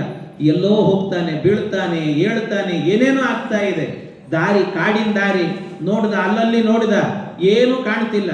ಇದು ದಾರಿ ಅಂತ ಹೋದರೆ ಬೀಳ್ತಿದ್ದ. ಏನೋ ಇದು ವಿಚಿತ್ರ ಅಂತ ಅನ್ಕೊಂಡ. ಎಲ್ಲೋ ನೋಡಿದ, ಒಂದು ಕಡೆ ಬೆಳಕು ಕಾಣಿಸ್ತಂತೆ. ಅದನ್ನು ನೋಡಿದಾಗ ಬೆಂಕಿ ಕಾಣಿಸ್ತಾ ಇತ್ತು. ಇದೇ ದಾರಿ ಅಂತ ಹೋದ್ರೆ ಅಲ್ಲಿ ಮಾಯ ಆಗಿಬಿಡ್ತಿತ್ತು. ಆಗ ಅವನಿಗೆ ಅನ್ನಿಸ್ತು, ಯಾರೋ ಹೇಳಿದ್ರು ಅವನಿಗೆ, ಕಾಡಲ್ಲಿ ರಾತ್ರಿ ಹೊತ್ತಲ್ಲಿ ಕೊಳ್ಳಿದೆವ್ವ ಅಂತ ಓಡಾಡ್ತಿರ್ತಾವೆ ಅಂತಂದು, ಅದಕ್ಕೆ ಇರ್ಬೋದೇನೋ ಅಂತ ಅನ್ಕೊಂಡ. ಏನು ಮಾಡಬೇಕು ಗೊತ್ತಾಗ್ಲಿಲ್ಲ. ಇದ್ದಕ್ಕಿದ್ದಾಗೆ ಒಂದು ದೊಡ್ಡ ಆನೆ ಬಂತಂತೆ. ಇವನನ್ನು ತುಳಿಲಿಕ್ಕೆ ಅಂತ ಬಂದರೆ ಓಡ್ದ. ಇವನು ಓಡಿ ಓಡಿ ಓಡಿ ಹೋಗಿ ಏನು ಮಾಡಿದ, ಒಂದು ಮರವನ್ನು ಹತ್ತಬೇಕು ನಾನು ಅಂತ, ಮರ ಹಿಡ್ಕೊಳ್ಬೇಕು ಅಂತ ಓಡಿ ಹೋಗಿ ಏನು ಮಾಡಿದಂತೆ, ಒಂದು ಮರವನ್ನು ಮೇಲಿರುವ ಟೊಂಗೆಯನ್ನು ಹಿಡ್ಕೊಂಡಂತೆ. ಆ ಟೊಂಗೆಯನ್ನು ಹಿಡ್ಕೊಂಡು ಕೆಳಗೆ ಬಿಡಬಾರ್ದು ನಾನು ಅಂತ ಹಿಡ್ಕೊಂಡು ನಿಂತರೆ ಒಂದು 2 ನಿಮಿಷಕ್ಕೇನೆ ಆ ಟೊಂಗೆನೇ ಮುರ್ಕೊಂಡು ಕೆಳಗೆ ಬಿತ್ತು. ಸರಿಯಾಗಿ ಆನೆ ಪಾದದ ಕೆಳಗೆ ಬಿದ್ದ. ಆನೆ ಅವನನ್ನು ತುಳಿತು, ಸಂಹಾರ ಮಾಡಿತು, ಹೋಗಿಬಿಡುತ್ತೆ. ಆದ್ದರಿಂದ ಜೀವನದಲ್ಲಿ ನಮ್ಮನ್ನು ರಕ್ಷಣೆ ಮಾಡಿಕೊಳ್ಳಿಕ್ಕೆ, ನಾವು ಸಂಪಾದನೆ ಮಾಡಿದ್ದನ್ನು ರಕ್ಷಣೆ ಮಾಡಿಕೊಳ್ಳಿಕ್ಕೆ ಏನಿರಬೇಕು? ಆಯುಧ ಇರಬೇಕು ಅಂತಂದು. ಆಯುಧ ಇರಬೇಕಂತ. ಅದನ್ನು ಬಿಟ್ಟ, ಅದು ಹಿಡಿದಿರುವಂಥ ಮರ ಇದೆಯಲ್ವಾ, ಆ ಮರ ಟೊಂಗೆ ಮುರಿದದ್ದು ಯಾಕೆ ಅಂದರೆ, ಅವನು ಹಿಡಿದಂಥ ಮರ ಯಾವುದು ಅಂದರೆ ನುಗ್ಗೆ ಮರ ಹಿಡ್ಕೊಂಡಿದ್ದಂತೆ. ನುಗ್ಗೆಕಾಯಿ ಮರ ಹೇಗಿರ್ತದೆ, ಟೊಳ್ಳಿರ್ತದೆ, ಹಿಡಿಯೋದು ಹಿಡಿದಿದ್ದಾನೆ. ಆಲದ ಮರ ಹಿಡ್ಕೊಳ್ಬೇಕು, ಅದನ್ನು ಬಿಟ್ಟು ನುಗ್ಗೆ ಮರ ಹಿಡಿತಾರೆ, ಕೆಳಗೆ ಬಿದ್ದ. ಹೀಗೆಲ್ಲ ಆಯ್ತು. ಆದ್ದರಿಂದ ಜೀವನದಲ್ಲಿ ನಮ್ಮನ್ನು ನಾವು ರಕ್ಷಣೆ ಮಾಡಿಕೊಳ್ಳಲಿಕ್ಕೆ ಆನೆ ಬಂದಾಗ ಆಲದ ಮರ ಹಿಡಿಬೇಕೇ ಹೊರತು ನುಗ್ಗೆ ಮರ ಹಿಡಿಬಾರದು. ಅಥವಾ ಕಳ್ಳರು ಬಂದಾಗ ರಕ್ಷಣೆ ಮಾಡಿಕೊಳ್ಳಲಿಕ್ಕೆ ಆಯುಧ ಹಿಡ್ಕೊಳ್ಬೇಕು ಅಂತ. ಆಯಿತು, ನಿನಗೆ ತತ್ವಜ್ಞಾನದ ಉಪದೇಶ ಆಯಿತು, ನೀನಿನ್ನು ಹೋಗಬಹುದು ಅಂತ ಹೇಳಿದ್ರಂತೆ. ಅವನು ಹೇಳ್ತಾನೆ, ಏನು ಸ್ವಾಮಿ, ಏನು ಸಂತೆಯಲ್ಲಿ ವ್ಯಾಪಾರ ಮಾಡಿದ ಕತೆ ಹೇಳಿ ತತ್ವಜ್ಞಾನ ಅಂತ ಬೇರೆ ಹೇಳ್ತಿದ್ದೀರಲ್ಲ, ಏನಿದ್ರ ಅರ್ಥ ಅಂತಂದ. ಆಗ ಅವ್ರು ಹೇಳಿದರು, ಸಂತೆಗೆ ಒಬ್ಬ ವ್ಯಕ್ತಿ ಬಂದ ಮಾರಾಟಕ್ಕೆ ಅಂದರೆ ಈ ಸಂಸಾರಕ್ಕೆ ಒಬ್ಬ ಜೀವ ಬಂದ ಅಂತ. ಆ ಜೀವ ಬಂದವನೇನು ಮಾಡ್ತಾನೆ ಅಂದರೆ ಸಂಪಾದನೆ ಮಾಡ್ತಾನೆ. ಸಂಪಾದನೆ ಅಂದರೆ ಪುಣ್ಯ ಸಂಪಾದನೆಯನ್ನು ಮಾಡ್ತಾನಂತೆ. ಈ ಪುಣ್ಯ ಸಂಪಾದನೆ ಮಾಡಿಕೊಂಡು ಅವನು ಎಲ್ಲಿಗೆ ಹೋಗಬೇಕು? ವಾಪಸ್ಸು ತನ್ನ ಮನೆಗೆ ಹೋಗಬೇಕು. ತನ್ನ ಮನೆ ಅಂದರೆ ಯಾವ ಮನೆ? ಯಾವ ಮನೆಗೆ ಹೋಗಬೇಕು? ಇಲ್ಲಿರೋದು ನಮ್ಮ ಮನೇನಾ? ಅಲ್ಲ. ಮತ್ತೇನಿದು? ಇಲ್ಲಿ ಸುಮ್ಮನೆ ಬಂದಿದ್ದೀವಿ ಅಷ್ಟೇ, ಮುಂದೆ ಬಂದು ಹೋಗೋದಷ್ಟೇ. ಬಸ್ಸಲ್ಲಿ ಬರ್ತಿರ್ತೀವಲ್ಲ, ಒಂದು ನಮ್ಮ ಸ್ಟಾಪ್ ಬಂದ ತಕ್ಷಣ ಇಳ್ಕೊಂಡು ಹೋಗ್ತಿರ್ಬೇಕು. ಹಾಗೆ ಇಲ್ಲಿ ಬಂದಿದ್ದೀವಿ ಅಷ್ಟೇ, ಸ್ವಲ್ಪ ದಿವಸ ಇರ್ತೀವಿ, ಹೋಗಿಬಿಡ್ತೀವಿ. ಆದ್ದರಿಂದ ಮನೆ ಅಂದರೆ ಯಾವುದು? ಯಾವ ಮನೆಗೆ ಹೋಗಬೇಕು? ಒಂದೊಂದು ಮನೆಗೆ ಹೋಗ್ಲಿಕ್ಕೂ ಒಂದೊಂದು ದಾರಿ ಇದೆ ಅಂತೆ. ಯಾರ ಮನೆಗೆ ಹೋಗಬೇಕು, ಎಲ್ಲಿ ಹೋಗಬೇಕು? ಅದಕ್ಕೆ ದಾಸರೆಲ್ಲ ಕೇಳಿದರು, ದಾರಿ ಯಾವುದಯ್ಯ ಅಂತ ಕೇಳಿದರು. ದಾರಿ ಯಾರಿಗೂ ಗೊತ್ತಾಗಲಿಲ್ಲ. ಅನೇಕರು ಬಂದರು, ಯಾರಿಗೂ ಗೊತ್ತಾಗಲಿಲ್ಲ ದಾರಿ. ಆದರೆ ಆ ದಾರಿ ಗೊತ್ತಾದದ್ದು ಒಬ್ಬರಿಗೆ ಮಾತ್ರ. ಯಾರದು ಅಂದರೆ ಮಧ್ವಾಚಾರ್ಯರಿಗೆ. ಮಧ್ವಾಚಾರ್ಯರಿಗೆ ಗೊತ್ತಾಯಿತು. ಅವ್ರು ಬಂದರು, ದಾರಿ ಯಾವುದಯ್ಯ ಅಂತ ಪ್ರಶ್ನೆ ಮಾಡಿದ್ದಷ್ಟೇ ಅಲ್ಲದೇನೆ ಅದಕ್ಕೆ ಉತ್ತರವನ್ನು ಕೊಟ್ಟರು. ಅಲ್ಲಿದೆ ನಮ್ಮ ಮನೆ, ಇಲ್ಲಿ ಬಂದೆ ಸುಮ್ಮನೆ ಅಂತ ಹೇಳಿದರು. ಆ ಮನೆಯ ದಾರಿಗೆ ಹೋಗಬೇಕು ಅಂತ. ಅದಕ್ಕೆ ಯಾವುದು ದಾರಿ ಅಂತ ಕೇಳಿದರೆ, ಇದೇ ದಾರಿ ನೀ ಹಿಡಿ ಹಿಡಿ, ನಿನ್ನೆದುರಿಗೆ ವೈಕುಂಠ ನಡಿ ನಡಿ. ಈ ದಾರಿ ಹಿಡಿದ್ರೆ ಯಾವುದದು? ಮಧ್ವ ಸಿದ್ಧಾಂತದ ದಾರಿಯನ್ನು ಹಿಡಿದ್ರೆ ಅದೇ ನಿಮಗೆ ವೈಕುಂಠವನ್ನು ತೋರಿಸುತ್ತೆ ಅಂತ ಹೇಳಿದರು. ಆದ್ದರಿಂದಾಗಿ ದಾರಿ ಯಾವುದು ಅಂತ ಗೊತ್ತಿರಬೇಕು. ಮನೆಗೆ ಹೋಗೋದಾಗಿ ಪುಣ್ಯವನ್ನು ಇಟ್ಟುಕೊಂಡು ಹೋಗಬೇಕು ಆ ದಾರಿಗೆ ಹೋಗುವಾಗ. ಆದರೆ ಹೋಗುವಾಗ ಏನಾಯಿತು? ಕಳ್ಳರು ಬಂದಾಗ ಎದುರಿಸ್ಲಿಕ್ಕೆ ಆಯುಧ ಇರಲಿಲ್ಲ. ಕಳ್ಳರು ಬಂದರು. ಈ ಕಳ್ಳರು ಯಾರು ಅಂದರೆ 6 ಜನ ಕಳ್ಳರು. ಅಂದರೆ ಹೊರಗಿನ ಕಳ್ಳರಲ್ಲ, ಒಳಗಿನ ಕಳ್ಳರು. ಯಾವುದು ಅಂದರೆ ಕಾಮ, ಕ್ರೋಧ, ಮೋಹ, ಮದ, ಮಾತ್ಸರ್ಯ, ಲೋಭ ಅಂತ ಅರಿಷಡ್ವರ್ಗಗಳು. ಇವೆಲ್ಲ ನಮ್ಮ ಪುಣ್ಯವನ್ನೆಲ್ಲವನ್ನು ಕೂಡ ಹ್ರಾಸ ಮಾಡಿಬಿಡ್ತದಂತೆ, ಎಲ್ಲವನ್ನೂ ನಾಶ ಮಾಡುತ್ತೆ. ದಾರಿ ಗೊತ್ತಾಗಲ್ಲ. ಜೀವನದಲ್ಲಿ ಕಷ್ಟ ಬರ್ತದೆ. ಕಷ್ಟ ಬಂದಾಗ ಎಲ್ಲೆಲ್ಲೋ ಹೋಗ್ತೀವಿ, ಬೀಳ್ತೀವಿ, ಏಳ್ತೇವೆ. ಆಗಲೇ ನಮ್ಮ ಜೀವನದಲ್ಲಿ ಯಾರ್ಯಾರೋ ಬರ್ತಿರ್ತಾರೆ, ಇದ್ದಕ್ಕಿದ್ದಾಗೆ ಮಂತ್ರಿಸ್ತಾರೆ, ಬೂದಿ ಕೊಟ್ಬಿಡ್ತೀನಿ ಅಂತ ಹೇಳ್ತಾರೆ. ಇವರೇ ದೇವರು ಅಂತ ನಂಬಿಡ್ತೀವಿ ಒಂದೊಂದ್ಸರ್ತಿ. ಎಲ್ಲಿ ಅವೆಲ್ಲ ಏನು ಅಂದರೆ ಜೀವನದಲ್ಲಿ ಅಲ್ಲಲ್ಲಿ ಬೆಳಕು ಬಂದಂತೆ ಬರ್ತದೆ, ಅದೆಲ್ಲ ಕೊಳ್ಳಿ ದೆವ್ವ ಇದ್ದಂತೆ ಅಂತ ಅರ್ಥ ಮಾಡ್ಕೊಳ್ಬೇಕು. ಜೀವನದಲ್ಲಿ ಬರುವಂಥದ್ದು ಯಾವ್ದ್ಯಾವುದನ್ನು ಹಿಡ್ಕೊಂಡು ಎಲ್ಲೆಲ್ಲೋ ಹೋಗಿ ಬಿಡಬೇಡ್ರಿ, ಯಾವ್ದ್ಯಾವುದೋ ಮಾರ್ಗ ಹಿಡಿಬೇಡ್ರಿ ಅಂತ. ಕೊನೆಗೆ ಬಂದದ್ದು ಯಾವುದು ಅಂತ ಹೇಳಿದರೆ, ಕೊನೆಗೆ ಬಂದದ್ದು ಆನೆ. ಆನೆ ಅಂತಂದರೆ ನಮ್ಮ ಜೀವನದಲ್ಲಿ ಮೃತ್ಯು ಅಂತ ಅರ್ಥ. ಆ ಮೃತ್ಯು ಬಂದಾಗ ಓಡಿ ಹೋಗಿ ತನ್ನನ್ನು ತಾನು ರಕ್ಷಣೆ ಮಾಡಲಿಕ್ಕೆ ಅಂತ ಹಿಡ್ಕೊಂಡದ್ದು ಎಲ್ಲಿ ಅಂದರೆ ಯಾವುದನ್ನ? ನುಗ್ಗೆ ಮರವನ್ನು ಹಿಡ್ಕೊಂಡಿದ್ದಾನೆ. ಆಲದ ಮರ ಹಿಡ್ಕೊಂಡಿದ್ರೆ ಆಗ್ತಿರಲಿಲ್ಲ. ಹಾಗೆ ನಮ್ಮ ಜೀವನದಲ್ಲಿ ಆಲದ ಮರ ಯಾವುದು ಅಂತ ಹೇಳಿದರೆ ಮಧ್ವಾಚಾರ್ಯರ ಸಿದ್ಧಾಂತ ಎನ್ನುವಂತಹದ್ದು ಆಲದ ಮರ ಅಂತೆ. ಅದನ್ನು ಬಿಟ್ಟರೆ ಉಳಿದದ್ದೆಲ್ಲವೂ ಕೂಡ ನುಗ್ಗೆ ಮರ ಇದ್ದಂತೆ ಅಂತ ಅರ್ಥ. ಆದ್ದರಿಂದ ಎಲ್ಲ ಸಿದ್ಧಾಂತಗಳು ಕೂಡ ಟೊಂಗೆ ಮುರಿದು ಕೆಳಗೆ ಬೀಳುತ್ತದೆ. ಆದರೆ ಈ ಸಿದ್ಧಾಂತ ಅಂತಹದ್ದಲ್ಲ. ಎಷ್ಟು ಹೆಮ್ಮರವಾಗಿ ಬೆಳೆದು ನಿಂತಿದೆ ಅಂದರೆ, ಅದ್ಯ ಶ್ರೀ ರಾಘವೇಂದ್ರಾತ್ ವಿಲಸತಿ ಫಲಿತೋ ಮಧ್ವ ಸಿದ್ಧಾಂತ ಶಾಖಿ. ಈ ಮಧ್ವ ಸಿದ್ಧಾಂತ ಅನ್ನುವ ವೃಕ್ಷ ಇದೆಯಲ್ಲ, ಇವತ್ತು ಅದು ಫಲ ಕೊಡ್ತಾ ಇದೆ ಅಂತೆ. ಯಾವ ರೀತಿ ಫಲ ಕೊಡ್ತಾ ಇದೆ ಅಂತ ಹೇಳಿದರೆ, ಅದರಲ್ಲಿ ಆ ಮಧ್ವ ಸಿದ್ಧಾಂತದಲ್ಲಿ ಹಣ್ಣು ಬಿಡಿಸಿದವರು ಯಾರು ಅಂದರೆ ರಾಘವೇಂದ್ರ ಸ್ವಾಮಿಗಳಂತೆ. ಅದನ್ನು ಬೆಳೆಸಿದವರೆಲ್ಲ ಬೇರೆ ಬೇರೆಯವರು ಇದ್ದಾರೆ. ಹಣ್ಣು ಬಿಡುವಂತೆ ಮಾಡಿದ್ದು ಯಾರು ಅಂತ ಹೇಳಿದರೆ ರಾಘವೇಂದ್ರ ಸ್ವಾಮಿಗಳು. ಅದ್ಯ ಶ್ರೀ ರಾಘವೇಂದ್ರ ವಿಲಸತಿ ಫಲಿತೋ ಮಧ್ವ ಸಿದ್ಧಾಂತ ಶಾಖಿ ಅಂತ ಹಣ್ಣುಗಳನ್ನು ಬಿಡುವಂತೆ ಮಾಡಿದ್ದಾರಂತೆ. ಆ ಹಣ್ಣುಗಳು ಬಿಟ್ಟಿದ್ದಾವಲ್ಲ, ಒಂದೊಂದು ರುಚಿ ರುಚಿಯಾದ ಹಣ್ಣುಗಳಂತೆ. ಯಾವುದದು ಹಣ್ಣು? ರಾಯರು ಆ ಮರದಲ್ಲಿ ಬೆಳೆಸಿದಂಥ ಹಣ್ಣುಗಳು ಯಾವುದದು ಅಂತ ಹೇಳಿದರೆ ಇವತ್ತೆಲ್ಲ ನಮ್ಮ ಕಣ್ಣು ಮುಂದೆ ಇವೆ. ಅವೆಲ್ಲ ನಾವು ನಿತ್ಯ ಸವಿತಾ ಇದ್ದೇವೆ, ಬೇರೆ ಯಾವುದೂ ಅಲ್ಲ. ಅನೇಕ ಮಠಾಧಿಪತಿಗಳು, ಸತ್ಯಾತ್ಮ ತೀರ್ಥ ಶ್ರೀಪಾದರು, ವಿಶ್ವೇಶ ತೀರ್ಥರು ಮೊದಲಾದ ಯತಿಗಳಿದ್ದಾರಲ್ಲ, ಅವರೇ ಆ ಹಣ್ಣುಗಳಂತೆ. ಅಂತ ಹಣ್ಣುಗಳು ಇವರನ್ನೆಲ್ಲ ಸವಿಬೇಕು ಅಂತ ಕೊಟ್ಟಿದ್ದಾರೆ ನಮಗೆಲ್ಲ ಆ ರೀತಿ. ಆದ್ದರಿಂದ ಅಂಥ ಮರವನ್ನು ಹಿಡಿಬೇಕು ಅಂತ ಹೇಳುತ್ತಾರೆ.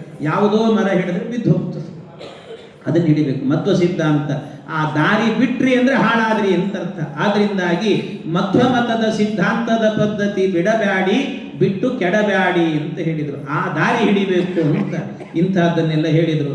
ಜೊತೆಗೆ ಆಯುಧವೊಂದನ್ನು ಬಿಟ್ಟರು. ಯಾವುದದು ಆಯುಧ ಅಂದರೆ ಹರಿನಾಮ ಸ್ಮರಣೆಯೇ ಆಯುಧ. ಹರಿನಾಮ ಚಿಂತನೆ, ಅದು ಬಿಟ್ಟರೆ ಇನ್ಯಾವುದಿಲ್ಲ. ಹರಿನಾಮ ಸ್ಮರಣೆಯನ್ನು ಮಾಡಿದ್ವಿ ಅಂದರೆ ಅದೇ ದೊಡ್ಡ ಆಯುಧ ಅಂತ ಹೇಳ್ತಾರೆ. ಅದೇ ದೊಡ್ಡ ಆಯುಧ. ಯಾಕೆ ಅಂದರೆ ಜೀವನದಲ್ಲಿ ನಮ್ಮ ಆಪತ್ತು ಕಾಲದಲ್ಲಿ ನಮ್ಮನ್ನು ರಕ್ಷಣೆ ಮಾಡಲಿಕ್ಕೆ ಅಂತ ಇರುವಂತಹದ್ದು ಯಾವುದೋ ನಾವು ಸಂಪಾದನೆ ಮಾಡಿಟ್ಟ ಆಸ್ತಿ ಪಾಸ್ತಿ ಯಾವುದೂ ಅಲ್ಲ.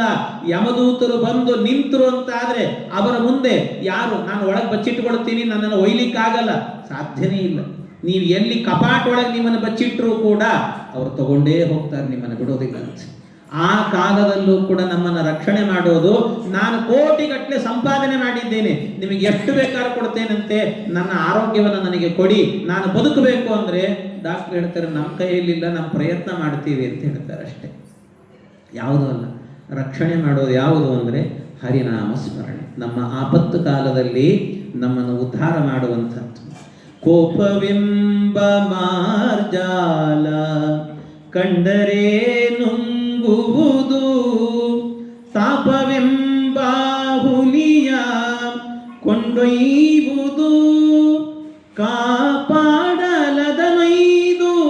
ಹೃದಯದೊಳಗಿಂಬಿಟ್ಟರೆ ಆಪತ್ತಿಗೊದಗುವುದು ಆ ಮುದ್ದು ಅರಗಿಣಿಯು ಹರಿನಾಮದರಗಿಣಿಯು ಹಾರುತ್ತಿದೆ ಜಗದಿ ಪರಮ ಭಾಗವತರು ಬಲೆಯ ಬೀಸುವರು. ಇದನ್ನ ಬಲೆ ಬೀಸಿ ಕರೀರಿ, ನಿಮ್ಮ ಹೃದಯವೆಂಬ ಪಂಜರದಲ್ಲಿ ಇಟ್ಟುಕೊಂಡ್ರಿ ಅಂದ್ರೆ ಆಪತ್ತಿ ಒದಗುವುದು ಆ ಮುದ್ದು ಅರಗಿಣಿ ಅಂತ ಹೇಳಿ. ನಿಮ್ಮ ಆಪತ್ತು ಕಾಲದಲ್ಲಿ ರಕ್ಷಣೆ ಮಾಡುವಂತಹದ್ದೇ ಹರಿನಾಮ ಚಿಂತನೆ. ಆದ್ದರಿಂದ ಅದನ್ನು ಬಿಡಬೇಡಿ ಅಂತ. ಇದು ನಮ್ಮನ್ನ ಆಯುಧ ಅಂದ್ರೆ ಇದೇ ಆಯುಧ. ನಮ್ಮ ಪುಣ್ಯವನ್ನ ನಾವು ರಕ್ಷಣೆ ಮಾಡಿಕೊಳ್ಳಿಕ್ಕೆ ಇರುವಂತ ಆಯುಧ ಇದು ಅಂತ ಹೇಳಿದ್ದಾರೆ. ಇಷ್ಟೆಲ್ಲ ಕೇಳಿದಂತ ರಘುಗಣ ಹೇಳ್ತಾನೆ, ಸ್ವಾಮಿ ಏನು ಅದ್ಭುತ ಇದು ಚಿಂತನೆ, ನಾನು ಉದ್ಧಾರ ಆದೆ ಅಂತ ಅವರ ಹತ್ರ ಇನ್ನೂ ಪಾಠವನ್ನು ಕೇಳಿ ಸಂಸಾರದಲ್ಲಿ ವೈರಾಗ್ಯ ಬೇಕು ನನಗೆ ಅಂದರು. ಆಗ ಸಂಸಾರದ ವೈರಾಗ್ಯಕ್ಕೋಸ್ಕರ ವಿಸ್ತಾರವಾದ ಕಥೆ ಅದು. ನಾನು ಸಂಕ್ಷೇಪವಾಗಿ ಹೇಳ್ತೇನೆ ನಿಮಗೆ. ಸಂಸಾರ ಅಂದರೆ ಏನು ಗೊತ್ತಾ? ಎಲ್ಲರೂ ತಿಳ್ಕೊಂಡಿದ್ದಾರೆ ಸಂಸಾರದಲ್ಲಿ ಸುಖ ಇದೆ ಅಂತ ತಿಳಿದಿದೆ.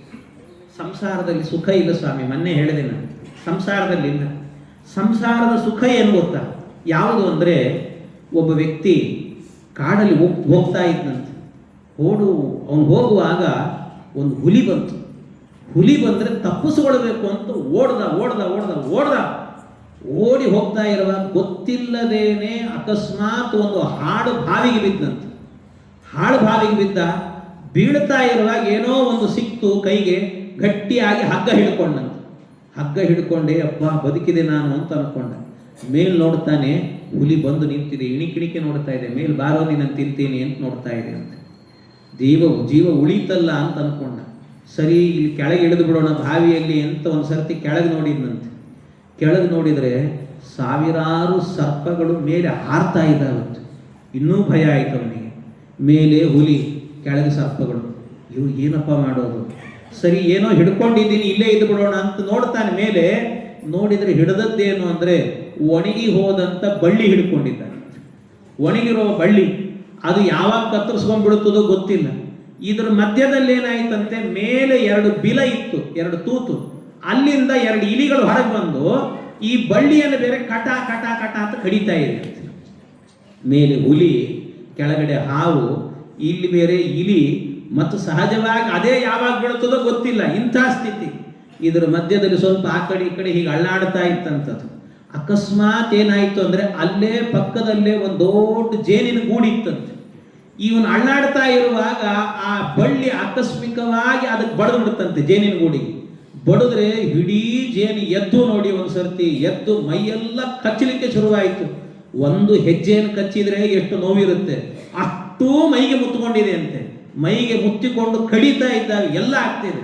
ಇದರ ಮಧ್ಯದಲ್ಲಿ ಏನಾಯಿತು ಅಂದರೆ ಆ ಜೇನಿನ ಗೂಡಿತ್ತಲ್ಲ, ಆ ಗೂಡಿನಿಂದ ಆ ಜೇನಿನ ಹನಿಗಳು ಒಂದೊಂದೇ ಕೆಳಗೆ ಬೀಳುತ್ತಾ ಇತ್ತಂತೆ, ಒಂದೊಂದೇ ತೊಟ್ಟಿಕ್ತಾ ಇತ್ತು. ಅದು ಕೆಳಗೆ ಬೀಳುತ್ತಾ ಇರುವಾಗ ಅಕಸ್ಮಾತ್ ಇವನು ಆ ಕಡೆ ಈ ಕಡೆ ಅಯ್ಯೋ ಅಯ್ಯೋ ಅಂತ ಅನ್ಕೊಂಡು ಆ ಕಡೆ ಈ ಕಡೆ ಹೋಗುವಾಗ ಒಂದು ಹನಿ ಜೇನು ಅವನ ನಾಲಿಗೆ ಮೇಲೆ ಬಿತ್ತಂತೆ. ನಾಲಿಗೆ ಮೇಲೆ ಬಿದ್ದಾಗ ಅವಾಗ ಅವನು ಅನ್ಕೊಂಡಂತೆ, ಆಹಾ ಎಷ್ಟು ರುಚಿಯಾಗಿದೆ ಜೇನು ಅಂತ ಅನ್ಕೊಂಡಂತೆ. ಸಂಸಾರ ಅಂದರೆ ಬೇರೆ ಏನೆಲ್ಲ, ಇದೇ ಸಂಸಾರ, ಇದೇ ಸಂಸಾರ. ಯಾಕೆಂದರೆ ನಿಮ್ಮ ಜೀವನದಲ್ಲೂ ಕೂಡ ಹೇಗಿರುತ್ತೆ, ಹೊರಗೆ ಹೋಗ್ತೀವಿ ಅಂದರೆ ನಿಮ್ಮನ್ನು ಎಲ್ಲರೂ ಕೂಡ ಹುಲಿಯಂತೆ ಯಾವಾಗ ತಿನ್ನಬೇಕು ಅಂತ ಕಾಯ್ತಿರ್ತಾರಂತೆ. ಮನೆ ಒಳಗಿರೋಣ ಅಂದರೆ ನಮ್ಮ ಬಂಧುಗಳೇ ಹಾವಿನಂತೆ ಯಾವಾಗ ಕಚ್ತಾರೋ ಗೊತ್ತಿಲ್ಲ, ಯಾರು ಏನು ಮಾಡ್ತಾರೋ ಗೊತ್ತಿಲ್ಲ, ಯಾವಾಗ ಏನು ಮಾಡ್ತಾರೋ ಗೊತ್ತಿಲ್ಲ. ಇಷ್ಟರ ಮಧ್ಯದಲ್ಲಿ ಏನೋ ಬದುಕಿದ್ದೇವೆ ಅಂತ ಅನ್ಕೊಂಡ್ರೆ ಏನಾಗಿರುತ್ತಂತೆ, ನಮ್ಮ ಹತ್ತಿರದಲ್ಲೇ ಇರೋರು ನಮಗೆ ಗೊತ್ತಿಲ್ಲದೇನೆ ಇನ್ನೇನೋ ಮಾಡ್ತಿರ್ತಾರಂತೆ. ನಮ್ಮ ಸ್ನೇಹಿತರು ಅಂತ ಅನ್ಕೊಂಡಿರ್ತೀವಿ, ಗೊತ್ತಿಲ್ಲದೆ ಇಲಿಯಂತೆ ಬಂದು ನಮ್ಮನ್ನು ಕಚ್ತಾ ಇರ್ತಾರೆ. ಅವರು ಬೇಡ ಅಂದರೂ ಕೂಡ ಮನೆಯಲ್ಲಿ ಮಕ್ಕಳು ಗಿಕ್ಕಳು ಎಲ್ಲರೂ ಕೂಡ ಜೇನಿನಂತೆ ಮೈ ಮುತ್ತಿರ್ತಾರೆ. ಇದರ ಮಧ್ಯದಲ್ಲಿ ಜೀವನದಲ್ಲಿ ಸಂಸಾರದಲ್ಲಿ ಒಂದು ಸಣ್ಣ ಸುಖ ಸಿಗ್ತಾ ಇರುತ್ತೆ. ಆಹಾ ಎಷ್ಟು ಅದ್ಭುತ ಇದು ಅಂತ ಅನ್ಕೊಂಡು ಬದುಕ್ತಾನಂತೆ ಮನುಷ್ಯ. ಇದೇ ಸಂಸಾರ ಅಂತ ಹೇಳಿದ್ರು. ಅದರಿಂದ ಸಂಸಾರ ಶಾಶ್ವತ ಅಲ್ಲ, ಇಲ್ಲಿ ಸುಖ ಇಲ್ಲ ಅಂತ ಹೇಳಿದ. ಇದನ್ನು ಕೇಳಿ ವೈರಾಗ್ಯದಿಂದ ರಘುಗಣ ಮೋಕ್ಷದ ಮಾರ್ಗ ಹಿಡಿದು ಹೋದ ಅಂತ ಅವನ ಚರಿತ್ರೆ ಬರುತ್ತೆ. ಇದಾದ ನಂತರ ಪರೀಕ್ಷಿತ್ ಮಹಾರಾಜರು ಕೇಳ್ತಾರೆ, ಸ್ವಾಮಿ ಈ ಭಗವಂತನ ಮಹಿಮೆಯನ್ನ ಇನ್ನೂ ತಿಳಿಬೇಕು ಅಂತ ಆಸೆ ಇದೆ, ಅದಕ್ಕೆ ಭಗವಂತನ ಸೃಷ್ಟಿ ಪ್ರಕ್ರಿಯೆಯನ್ನು ಹೇಳಿ ಎಂದರು. ಸಮಗ್ರ ಬ್ರಹ್ಮಾಂಡದ ವರ್ಣನೆಯನ್ನು ಮಾಡುತ್ತಾರೆ. ಈ ಬ್ರಹ್ಮಾಂಡ 14 ಲೋಕಗಳಿದ್ದಾವಂತೆ. ಇದರಲ್ಲಿ ಅದರಲ್ಲಿ ನಾನು 14 ಲೋಕದ ವಿಷಯವನ್ನು ಹೇಳಲು ಬಹಳ ವಿಸ್ತಾರ ಅದು. ಅದರಲ್ಲಿ ನಮ್ಮ ಬರೀ ಭೂಮಂಡಲವನ್ನು ಮಾತ್ರ ಹೇಳುತ್ತೆ. ಈ ಭೂಮಂಡಲ ಇದೆಯಲ್ಲ, ಇದಕ್ಕೆ ನಾವು ವಾಸ ಮಾಡುವಂಥ ಭೂಮಿ ಈ ಭಾಗ ಏನಿದೆಯಲ್ಲ, ಇದಕ್ಕೇನಂತ ಕರೀತಾರೆ ಅಂತಂದರೆ ಜಂಬೂ ದ್ವೀಪ ಅಂತ ಕರೀತಾರೆ. ದ್ವೀಪ ಅಂತ ಹೇಳಿದರೆ ಸಮುದ್ರದ ಮಧ್ಯದಲ್ಲಿ ಜಾಗಕ್ಕೆ ಇರುವ ಜಾಗ ಇರುತ್ತಲ್ಲ, ಅದಕ್ಕೆ ದ್ವೀಪ ಅಂತ ಕರೀತಾರೆ. ನಮ್ಮ ಸುತ್ತಲೂ ಇರುವಂತಹದ್ದು ಒಂದು ಸಮುದ್ರ, ಲವಣ ಸಮುದ್ರ.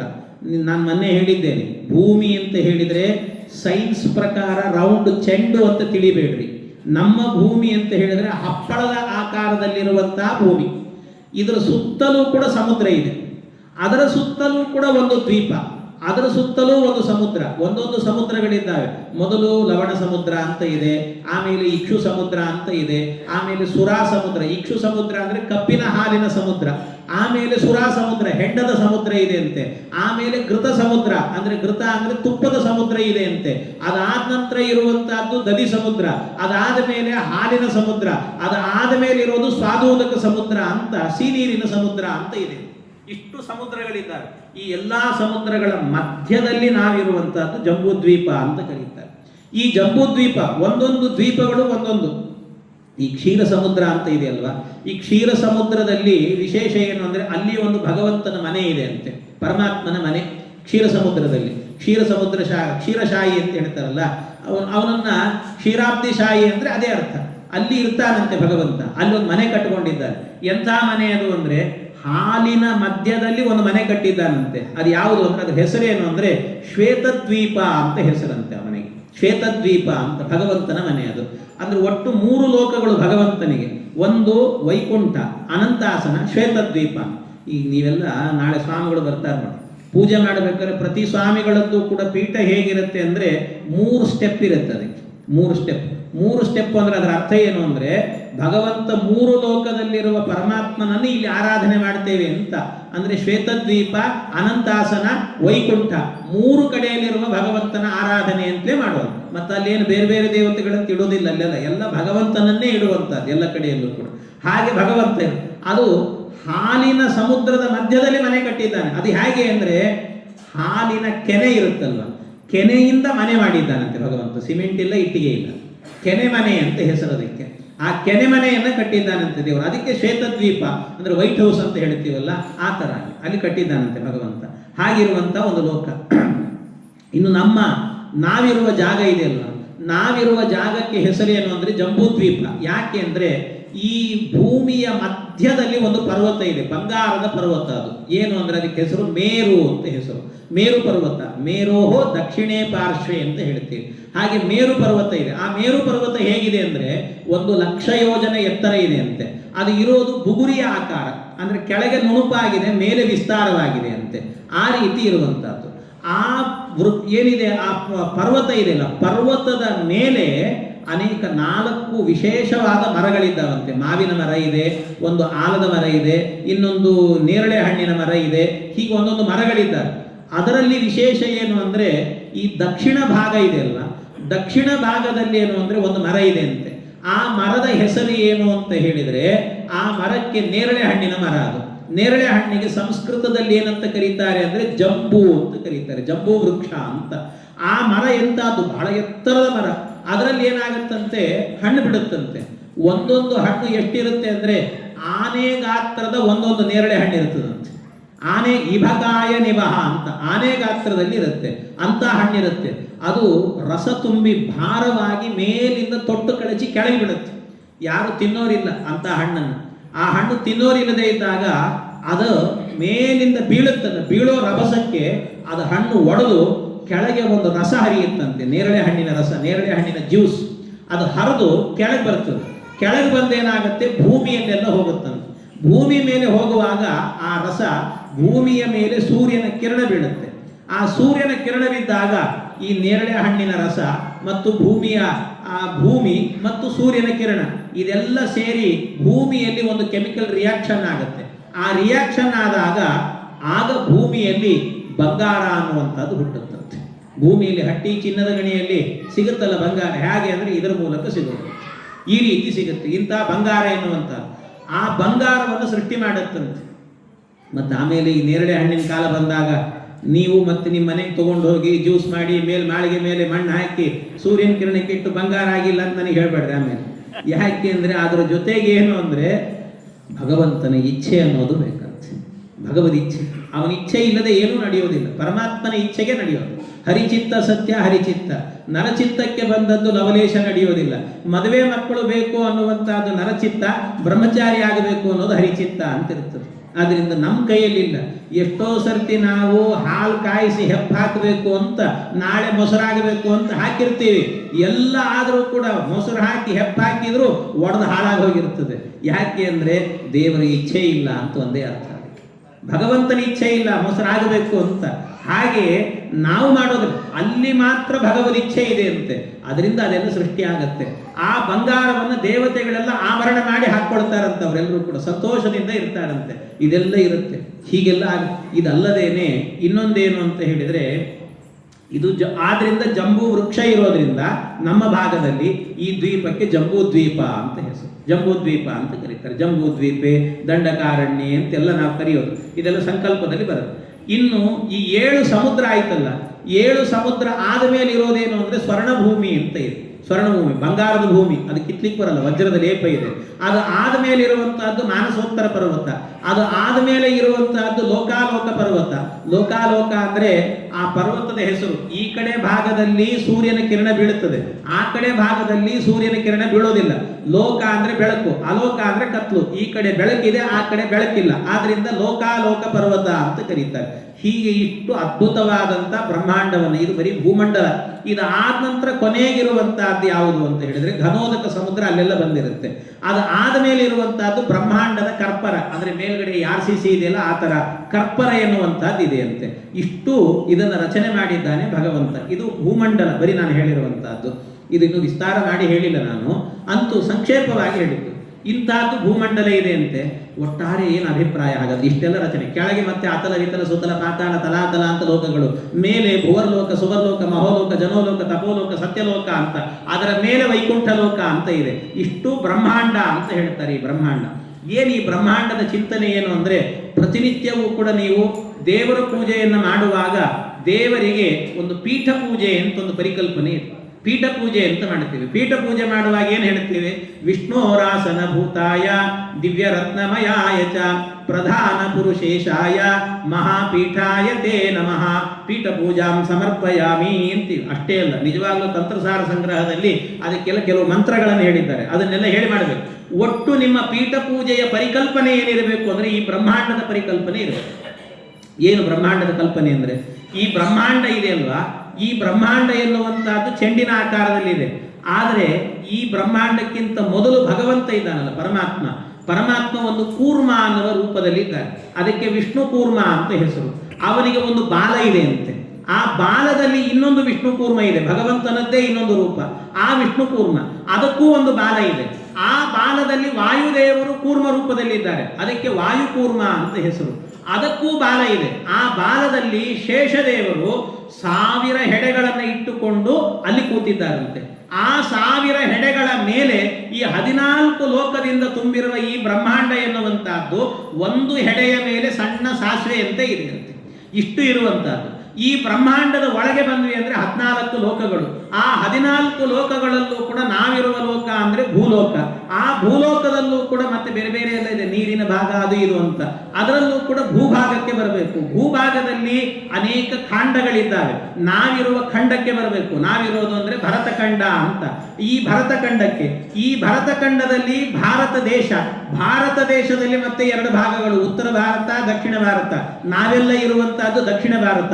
ಈ ದಕ್ಷಿಣ ಭಾರತದಲ್ಲೂ ಕೂಡ ಎಲ್ಲಿದ್ದೇವೆ ಅಂದ್ರೆ ಒಂದೊಂದು ರಾಜ್ಯಗಳು ಅಂತಿದ್ದಾವೆ. ಕೇರಳ ಅಂತೆ, ತಮಿಳುನಾಡಂತೆ, ತೆಲಂಗಾಣ, ಆಂಧ್ರ.